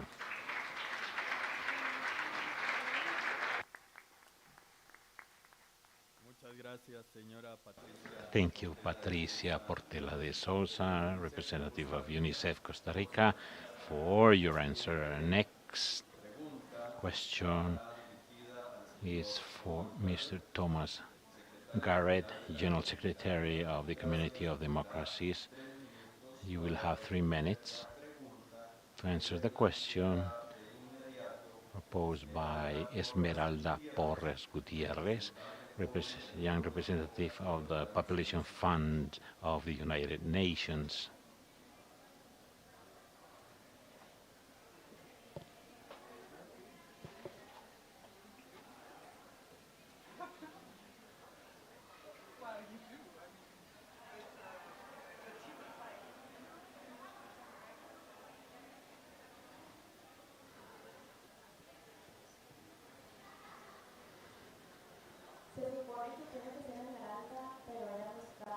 I think Esmeralda is not present. I have a third question, but I don't know if it's the same. Please, go ahead. Please introduce yourself and ask the question. My name is Kendra. I'm 18 years of age and part of the Afro-Descendants National Network. And I'm Costa Rican first context. The 8th of December, the Community of Democracy has just established 20 recommendations to increase the participation in democracy. And the question is, what actions would you execute from the Community of Democracies in order to comply with these recommendations for Latin America and the Caribbean? Thank you to the Supreme Authorities of Costa Rica for this country's decision to focus its part of the Summit of the Summit for Democracy on the idea of youth engagement. I also want to say welcome, Excellencies, distinguished guests, and especially to all of the young people gathered from around the world in this room, but also watching us live streamed through social media. Thank you very much for the question. I'm glad you were here to ask that of me. I can say actually that I might have answered this question differently yesterday than I probably will today. The Community of Democracies, for those who are less familiar with this, is currently made up of 28 nations which serve on our governing council. And among those 28 nations on the governing council, 9 countries from the Latin American region, including Costa Rica, of course, are very active members in the work that we do in support of democracy, human rights, and the rule of law. As you mentioned, it was in December that our program, The Youth Leads, presented 20 policy recommendations to increase youth engagement in public life. Those recommendations came about as a follow-up to the very first Summit for Democracy in 2021, and it looked at the commitments that were made by the states in the earlier version of the Summit for Democracy, and it took those into consideration during this year of action. And it took the ideas that were gathered there and it put it towards the idea of specifically youth engagement. Some of these policy recommendations were highlighted earlier this morning in this room by the Youth Leads during our Community of Democracies event entitled How to Increase Youth Engagement and Increase Participation in Democracies. I mentioned to you I might have answered the question differently yesterday. I mentioned that we had 28 member states on our governing council. The recommendations were designed to those democracies that serve on the Community of Democracies Governing Council and were meant to encourage them to be a model and to set the example of how to engage young people in public life. But with the announcement of the U.S. Ambassador to the United Nations today, you've heard that we are going to be working on a global youth democracy network supported by the United States and supported by our Canadian presidency and the governing council members of the Community of Democracies. So we're going to be working, beginning from today, our youth leads will be working with our governing council, but also I think with many of you here that we've had time to meet over the last few days. And we're going to look to try to design a means to best promote and advocate the implementation of those 20 policy recommendations that were presented this morning and that were originally presented last December. To us, youth engagement, to the democracies of the Community of Democracies, youth engagement in public life is vital to building stable and resilient democracies and truly inclusive societies. And as such, the Community of Democracies based in Warsaw, our member states all across the world, and then our youth leads, as well as, I hope, partnership with young people that are gathered with us here today, are going to continue to strengthen youth engagement, and we stand ready to work with member states from Latin America and this region and how to best put into practices those recommendations to further bring young people front and center in public life. Ambassador Thomas Greenfield asked us each to go away with one commitment today, one step we were going to take, and that is the step of the Community of Democracies and its youth leads to begin to work with all of you to make certain that these recommendations are not just something that we leave behind today, but are something that we take today and we begin to implement. So thank you for your question, and it's been a pleasure to be with you. And thank you, Costa Rica, for your support to this important initiative.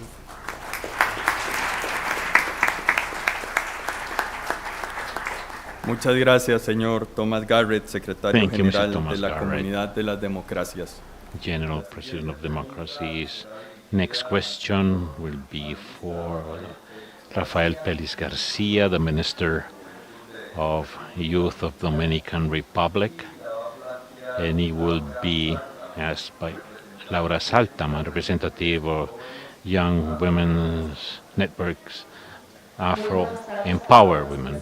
Thank you for all of you present here. It's an honor to be here. My name is Laura Saltlamaquia Simons, and I represent and co-founder of the International Collective Afro Powerful. We are watchful of our reproductive rights and Afro descendants throughout Latin America and the Caribbean. And as it was mentioned, my question is to Rafael Garcia, the Minister Miguel Garcia. from your experience as a young person in decision-making environments, what are the affirmative actions to generate the participation of young persons in political spaces, in political and democratic spaces? Thank you for the question. And I like the name of your organization. And you call me sir, I feel older. Thank you to Rodrigo Chavez, President of Costa Rica. Surprised me, I met him virtually, but he's so open, so frank, it's very interesting. That's the way we have to do. Rodrigo Arias, President of Congress. And yesterday we had lunch. Ire Gomez, President of the Supreme Court. Very interesting, your participation. And Arnoldo Andres, Foreign Affairs Minister. And also Kate Ward Hudson, which is the Vice Minister of Youth. We have shared many things before, and also for the U.S. Ambassador to the United Nations, Linda Thomas.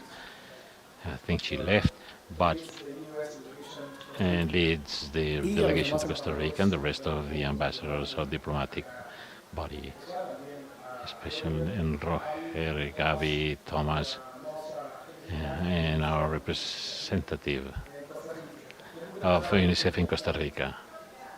Muchas gracias. Thank you. And especially all the youth. And I ask a hand for the youth who are present. Show up that you are the main figures. And a good friend from Dominican Republic, our ambassador, Hati Roman, who is always supporting youngsters in order to be part of this type of discussions.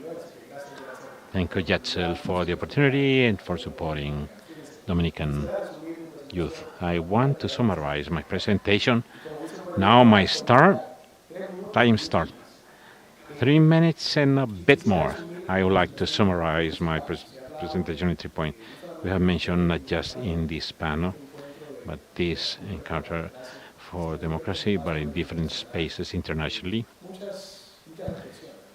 A lot of reflection on this topic, but maybe I think the only Ministry of Youth, the only country that have a Ministry of the Youth.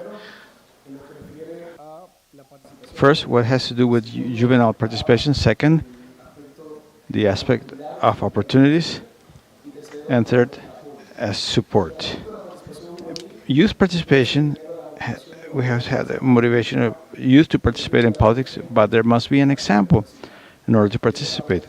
There must be positive reference, so the youth, that one way or the other, we want to make a change. There must be a transformation in our society from our knowledge, so that we have success stories to say, I want to be like so-and-so, I want to be like the ambassador, or like the president, like the minister, or not necessarily in the political aspect. You could exercise politics from the civil society, exercise politics from the neighborhood boards, from the social clubs, from the youth pastoral. And I think it's key also that those people that one way or the other, as Mr. President said in the intervention, if at the end the spaces will be filled, and if the good people that understand that know how to do politics are not occupied, they'll be occupied by people that have the conviction and the training of exercising politics. And I think that's a key principle. He who's not by conviction or vocation in politics will be for that reason. Will be very distorted the essence of nature, that is politics. Politics as science. Politics, as I said, is the nicest science after philosophy. Nevertheless, sometimes there are some people that have misinterpreted this science or essence, and that they wanted to satisfy it to satisfy personal needs. And we have to do culture with that, and the youth can be examples in you, a way how to do politics, how to do different politics, not only of word but of action.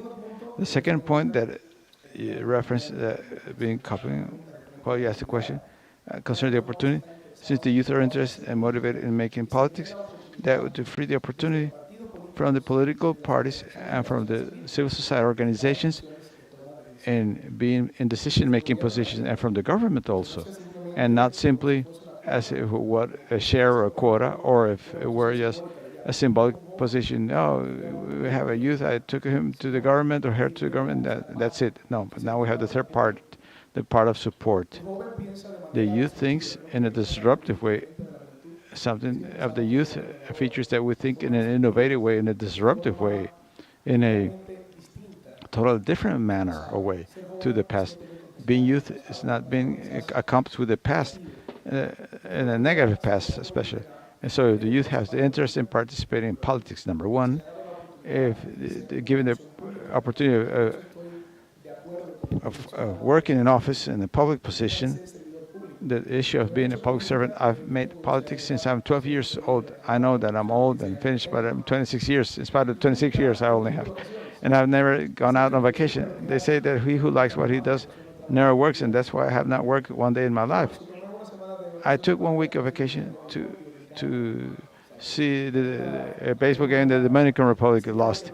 It's a sign that I should not take vacations again. But he who does what he likes, he never works. So those who are interested in participating in politics, number one.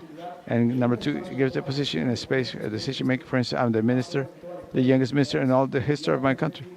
And before that, I was deputy rector of university when I was just 23 years old.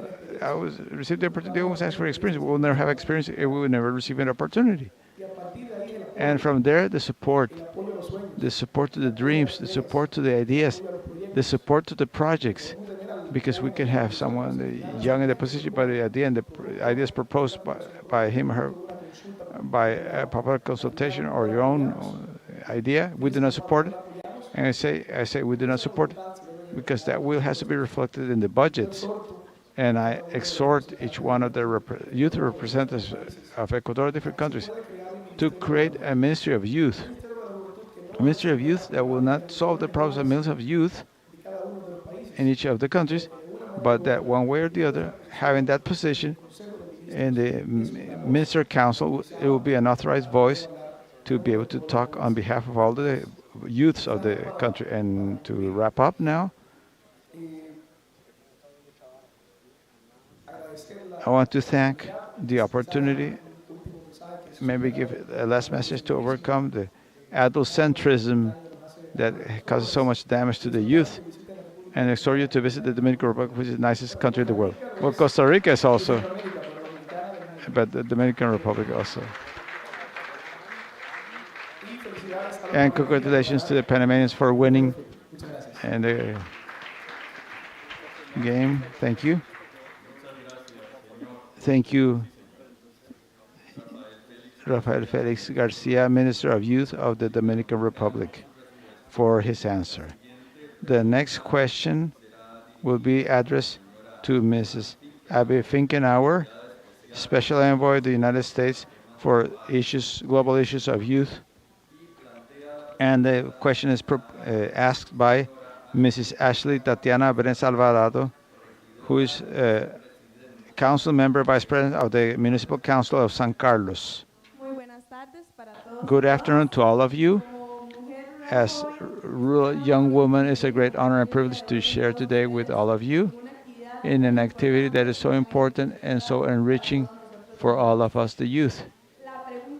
The question is the following one. What message do you have for young people interested in running for office or public service, and how does it have a positive effect on democracy when they do?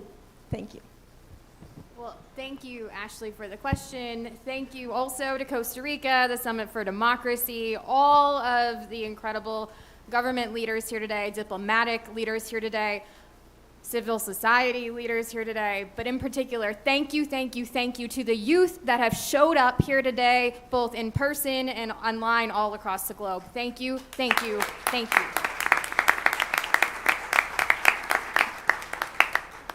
I am just honored to be here on behalf of the United States, and I was appointed by President Joseph Biden in November 2022 to the U.S. Special Envoy for Global Youth This is the first time the U.S. has ever had a special envoy for global youth, and it speaks to the dedication that President Biden has put on elevating young people in the United States government and across the globe. It is something that I take very seriously, and again, grateful to get a chance to just talk to the young people here directly today. A few opinions I have about actually how to run for office and the best ways to do it are honestly, the first one, to know your why. You have to know why you are doing it. It cannot be because you want a fancy title or because you think it's going to be fun and you want to be surrounded by fancy chandeliers or things like that. It has to be because you care about your community. It has to be bigger than yourself, because if it is not, you will burn out so quickly. And so that is something I hope you leave here with today. The other piece, don't be afraid to lose. Look, I am somebody who was elected to the Iowa State House at the age of 25, then was elected to the United States Congress at the age of 29. I've won some races, I've also lost some races, but I never ran, again, not afraid to lose. And the reason being this is because of the fact that when you're not afraid to lose, you don't compromise who you are to get a vote or to win an election. You, again, need to know your why, follow that, and again, not be afraid to lose. The other piece is you really don't need to be an expert or know everything about everything before you do. And for this, I'm speaking really directly to the young women in this room and across the globe. It is something that as young women, we grow up thinking we have to be perfect before we do anything. And it is something that, in particular, was ingrained in me even at a very young age. And then I had an opportunity to go meet many members of Congress as I was a page in the U.S. House of Representatives at the age of 16. That experience taught me that these representatives, these people in these positions of power that I grew up reading about, that I watched on TV, they're humans. They put on their pants the same way that I do, and at the end of the day, there is nothing different between us. And there is no reason, again, that young women across the globe aren't able to step up the way that the men have been able to. You deserve a seat at the table, and that is something I want you to hear, and you do not have to, again, be perfect before you do, because I guarantee you the men at the table are not.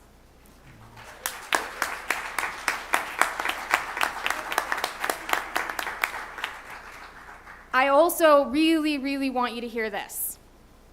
I need you to find your support networks when you run for office. And I'm not just saying, you know, that the networks that are going to help you knock doors, those type of things, but truly emotional support networks. I think that is something, honestly, that I didn't do when I was running for office at a young age. And I can tell you it takes a toll.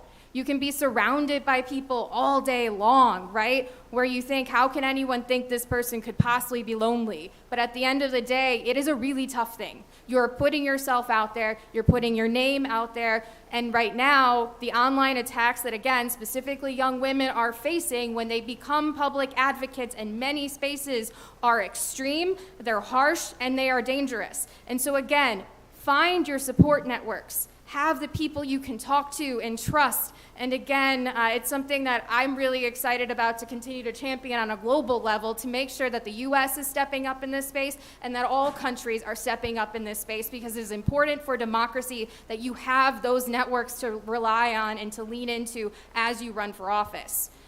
The other thing I would say is this. The other part of the question had to do with why is it important to have young people? What does that mean? I mean, it's simple.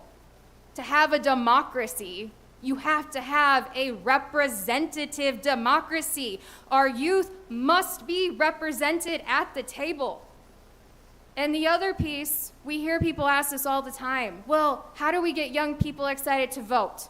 Excited to get out there? Well, part of that might be actually seeing people like them run for office. That's a big, big piece of it.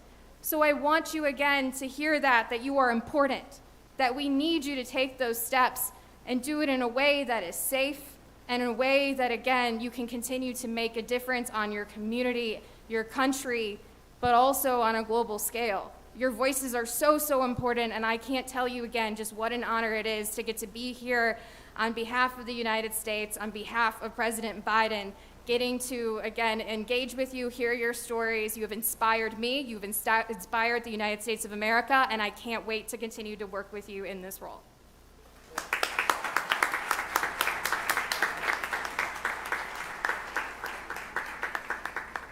Muchas gracias, señora. Thank you, Madam Abby Finken, our Special Envoy of the United States for global issues, for global youth issues. The organization of the event has considered important to know also the Canadian experience in promoting democratic participation of youth. For that reason, following, we will show a pre-recorded video of Mr. Robert Oliphant, who is Parliamentary Secretary of Minister of Foreign Affairs of Canada.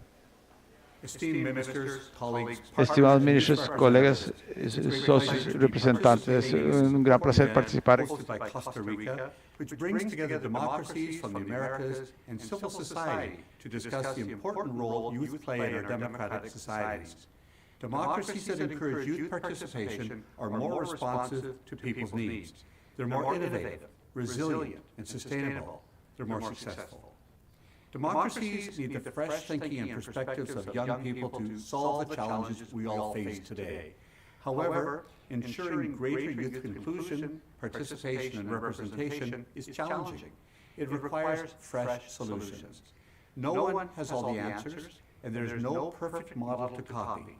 We must listen to the growing sense of cynicism among youth towards conventional political processes. We must learn from their input and from their experiences and challenge ourselves to innovate in how we respond. This is why it's imperative for democracies to work together to share best practices and policies to achieve greater youth involvement. We know we must adapt our political institutional structures to provide significant and diverse opportunities for youth to contribute to political, electoral, and governance processes.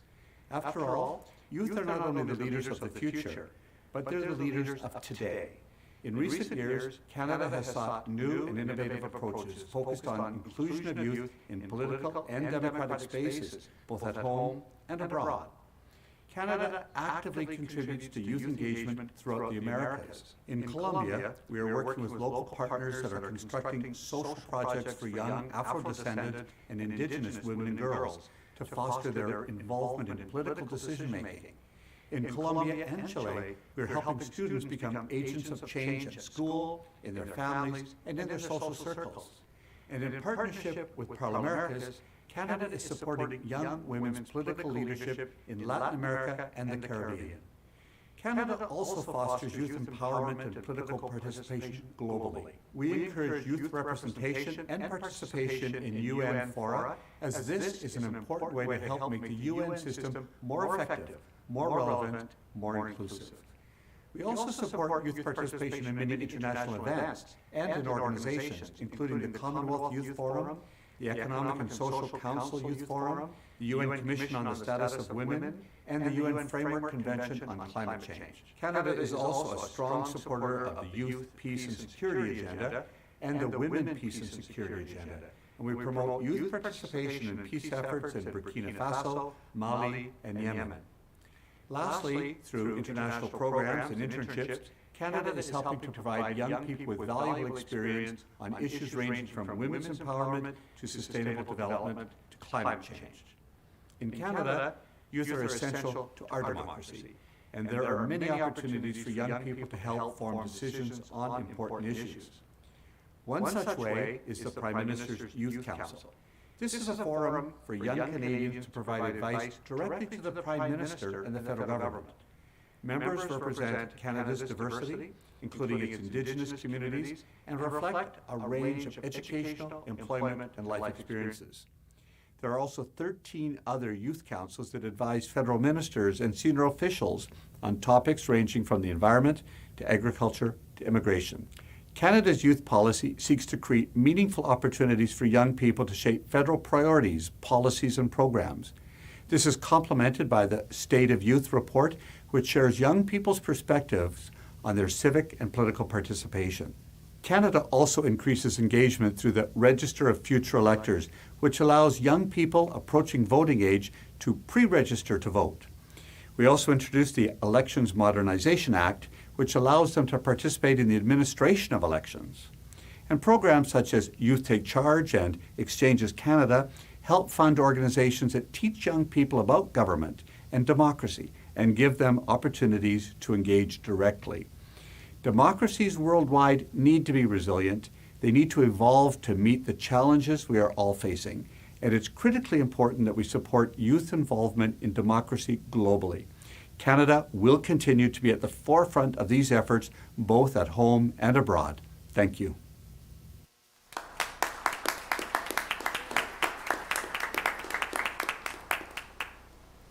To finish with this table, we have now a message also, a pre-recorded message from Ms. Jutta Urpilainen, who is the Commissioner for International Partnerships of the European Union, that we'll see now.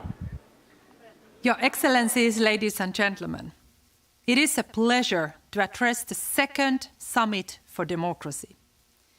Thank you, Costa Rica, for co-hosting this event. I started as a youth activist and politician. I know that the future of democracy lies with youth.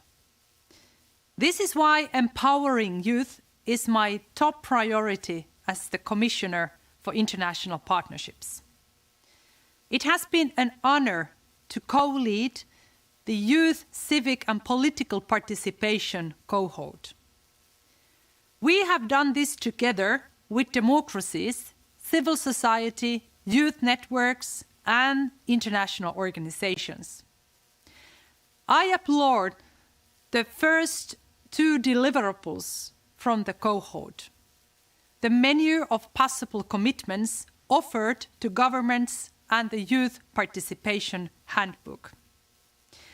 Together, they lay the groundwork for empowering youth worldwide.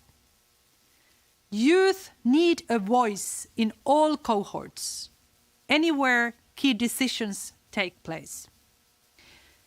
The European Union is working hard to make that happen. I created the first youth sounding board for international partnerships to give youth a seat at the EU decision-making table. Today we are opening a call for applications for its renewal. I encourage all interested young people to apply and engage. We are also setting up more youth sounding boards around the world. In October, the EU launched the first ever Youth Action Plan in external action. It was product of teamwork with more than 220 international stakeholders. The priority of the plan is to increase the voice and leadership of young people in policy and decision-making, especially young girls. The 40 million euro Women and Youth in Democracy initiative is a key part of it, and today we launch two of its key components. First, the EU works with the European Partnership for Democracy to increase youth participation, democracy activism, and support and civic education. We build on the success of democracy schools, of whom you heard this morning. Second, together with the International Institute for Democracy and Electoral Assistance, we support peer-to-peer parliament cooperation for youth and women. We offer coaching and training and develop young politicians and women caucuses. Dear friends, democracy is severely challenged. We must work together to turn the tide. We must empower the largest generation of youth in history. Together, we must defend the universal values we hold most dear.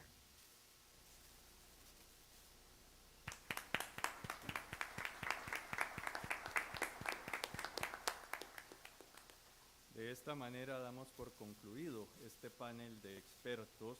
Quisiera solicitar a los expertos que nos han acompañado que pasen al salón y que los despidamos con un fuerte aplauso. Continuamos de inmediato con el último panel.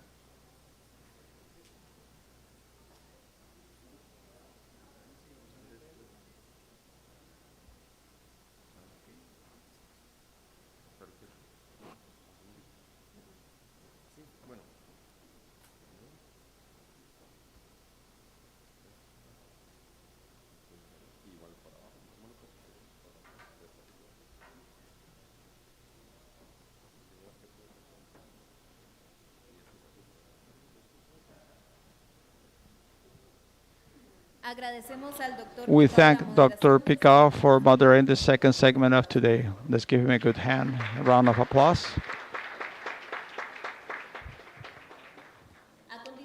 Now we invite President of the Republic to give some closing words for this event.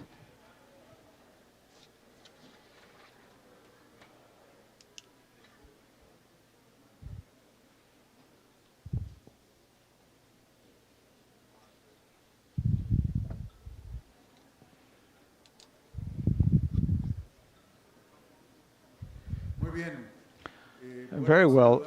Once again, I greet with great respect and appreciation Mr. President of Congress of Costa Rica, Mr. Magistrate Justice President of the Supreme Court of Justice, and Mr. Justice President of the Supreme Elections Tribunal, and obviously my colleagues of government and the ministers that are visiting us, and Your Excellencies, ambassadors of friendly nations, and especially the youth that is attending here and the youth that is watching us throughout the world. This week, we have had journeys and events, parallel journeys and events to the second Summit for Democracy. I enjoy very much observing that the people debate with passion, with arguments, with counter-arguments about if, for instance, democracy is being challenged or not. What those challenges are? What are the perspectives and futures of democracy? And aside of that, regardless of those debates, what I do observe, at least among ourselves, and I believe that the huge majority of the hearts of the human beings, regardless of where they live, there is a consensus that democracy is the way of government. As Winston Churchill said, and Mr. Rodrigo Arias mentioned it, the most imperfect way of government, except all the other ones, aside from all the other ones, until someone discovers something less wrong or better, then it's convenient for us to continue practicing that way of government, millenary way of government that I'm sure has made the greatest amount of people in the world happy, who had the blessing of living under one of those regimes. That is conclusion number one. Is the best way of government. The second conclusion, well, that it does not happen by spontaneous generation, that it is not strengthened by itself. It requires work, effort, love, that we have to defend it. Because obviously, who governs without democracy governs without limits or boundaries, and for what he or she wants to govern. Democracy represents weights and counterweights, or balances and counterbalances, division of powers. Democracy represents accountability and consequences for whoever breaches the law and the rights of others. Therefore, there are people in the world that prefer, out of their personal interest, even out of meanness, to govern out of democracy. And that is our challenge, to forbid that happening, and that our democratic institutions may fall in the attacks of other forms of government, such as authoritarianism, military dictatorship. No, we have work to do.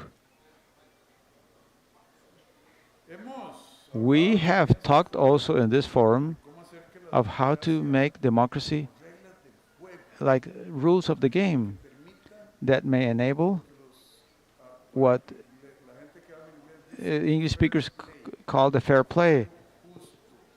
The fair play, that the court is leveled, because that is what allows the competition of ideas and skills, competition of which is the future vision.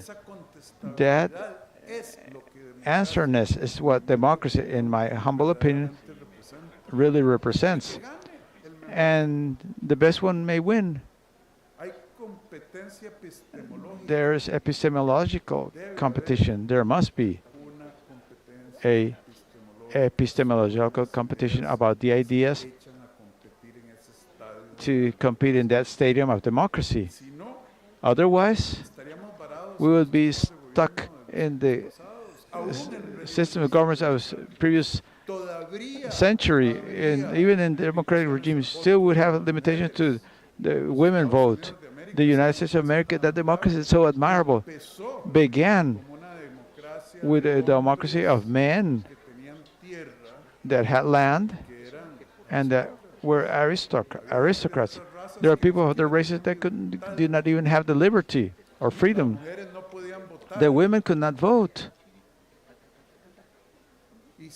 And yes, that was one of the first democracies, but it was a very imperfect democracy. And thanks to the rules of the game, of the competition of ideas, of visions of the world, of answerness through popular vote, that democracy in our country, our beloved Costa Rica, and those of Europe, we were able to progress of a system through an imperfect system, but that can be made perfectible.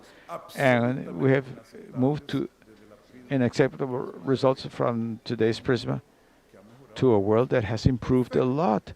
Perfect? No. That we have to improve it? Yes, certainly. And that's what we're doing, and that's what we got together these days. But okay,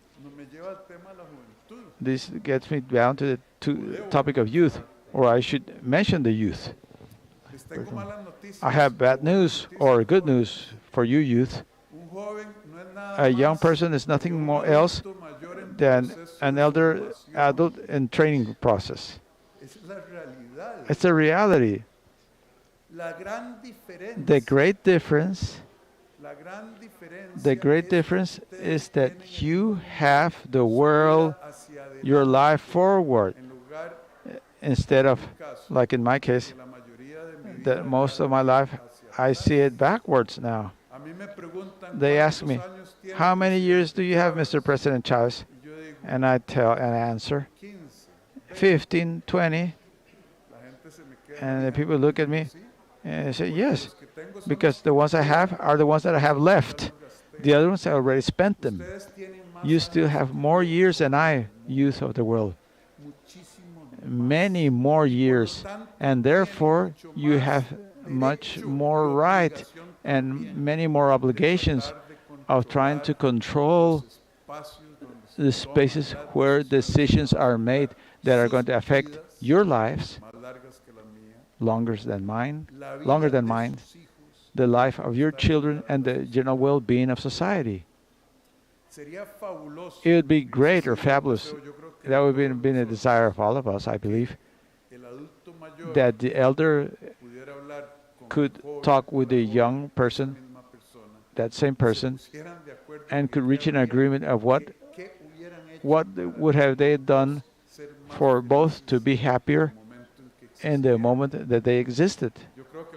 I think that the young person would probably have done more exercise, and the senior citizen probably would have counseled saving more.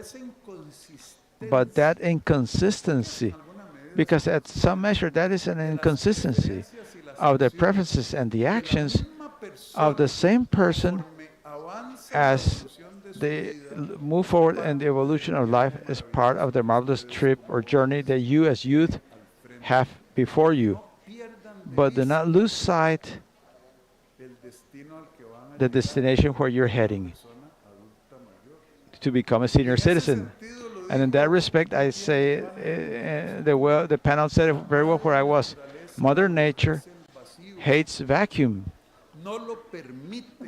It does not allow it. And if you do not take that space, if you do not try, do not compete in the rules of democracy to be part of the rudder of the destination, the ship of society, someone else will do it for you,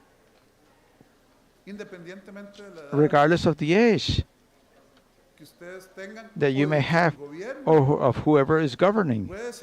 It could be someone that doesn't care about Mother Nature, doesn't care about sustainability, environmental sustainability, that doesn't care that you may have pure air, clean oceans, fresh rivers, where to live.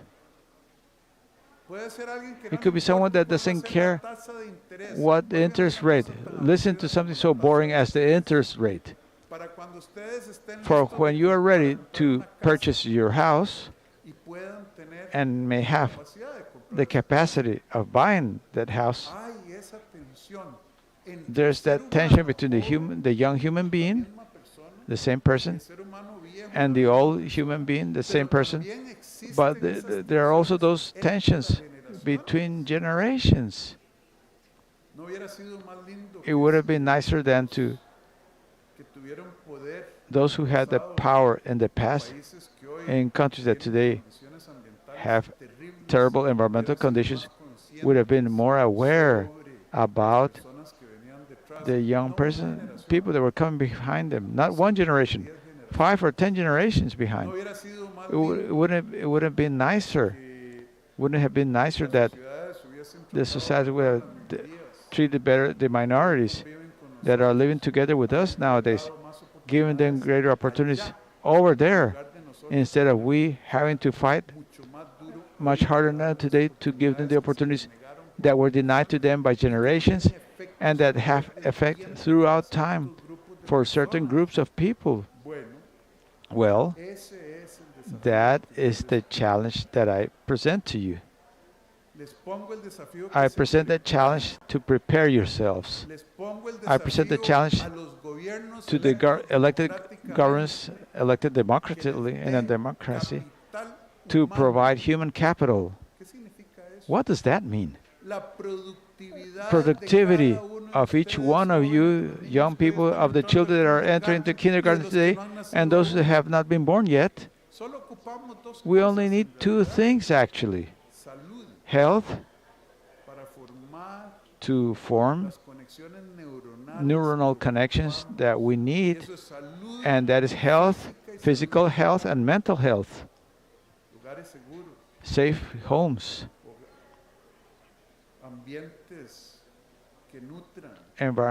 nurturing environments that nurture physical and mental health of people.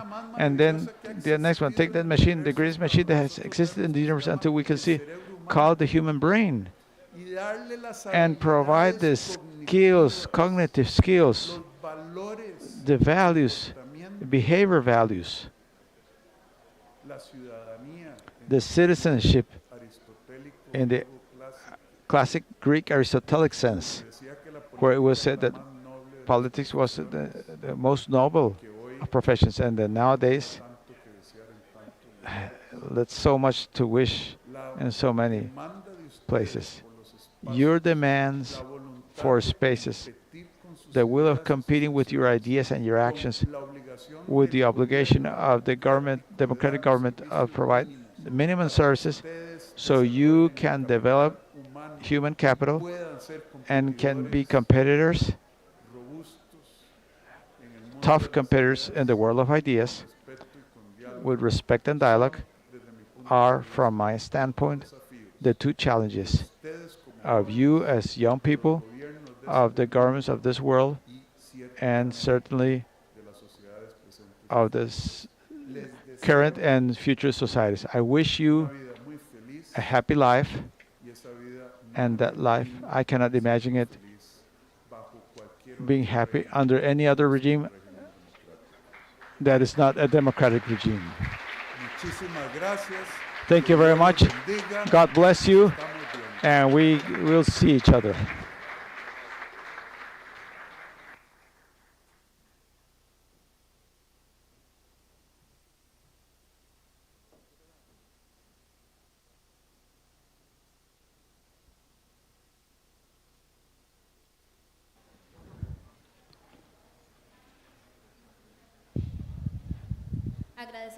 We thank Mr. President for his words, and also thank all of you who have accompanied us in this second Summit for Democracy. We are very happy being co-hosts in this important event. The President of the Republic invites you to participate in the closing ceremony that will take place in the former Customs House. Those who want to can accompany him. That will leave in a few minutes and go walking from here to the former Customs building. Good evening. Children make up 1/3 of the population. They're our present and our future. So their participation is critical if we hope to create a more equitable world. One where justice leads without sentiments of prejudice. One that is inclusive and takes into account the dynamics of our humanity. But all too often, kids are left out of the conversation. Save the Children is committed to changing that. During the 2022 Summit for Democracy Year of Action, we supported roundtable events in 8 countries, from the United States to Zambia. More than 80 youth advocates connected with people in government and civil society, raising the issues that matter most to them, like gender equality, climate justice, investment in public services, and protection of civic spaces. They held their leaders accountable and advocated for change. They called upon governments to involve child activists in decision-making, because those decisions could impact kids for generations. Plus, when young people share their unique experiences, we create policies that work better for everyone. If the world excludes kids, we'll miss out on the energy, positivity, and innovation they have to offer. They are creative idea generators, powerful champions for democracy, and fierce defenders of human rights. So together, we're making sure children have a platform to make an impact. Because building a brighter tomorrow starts with making change today.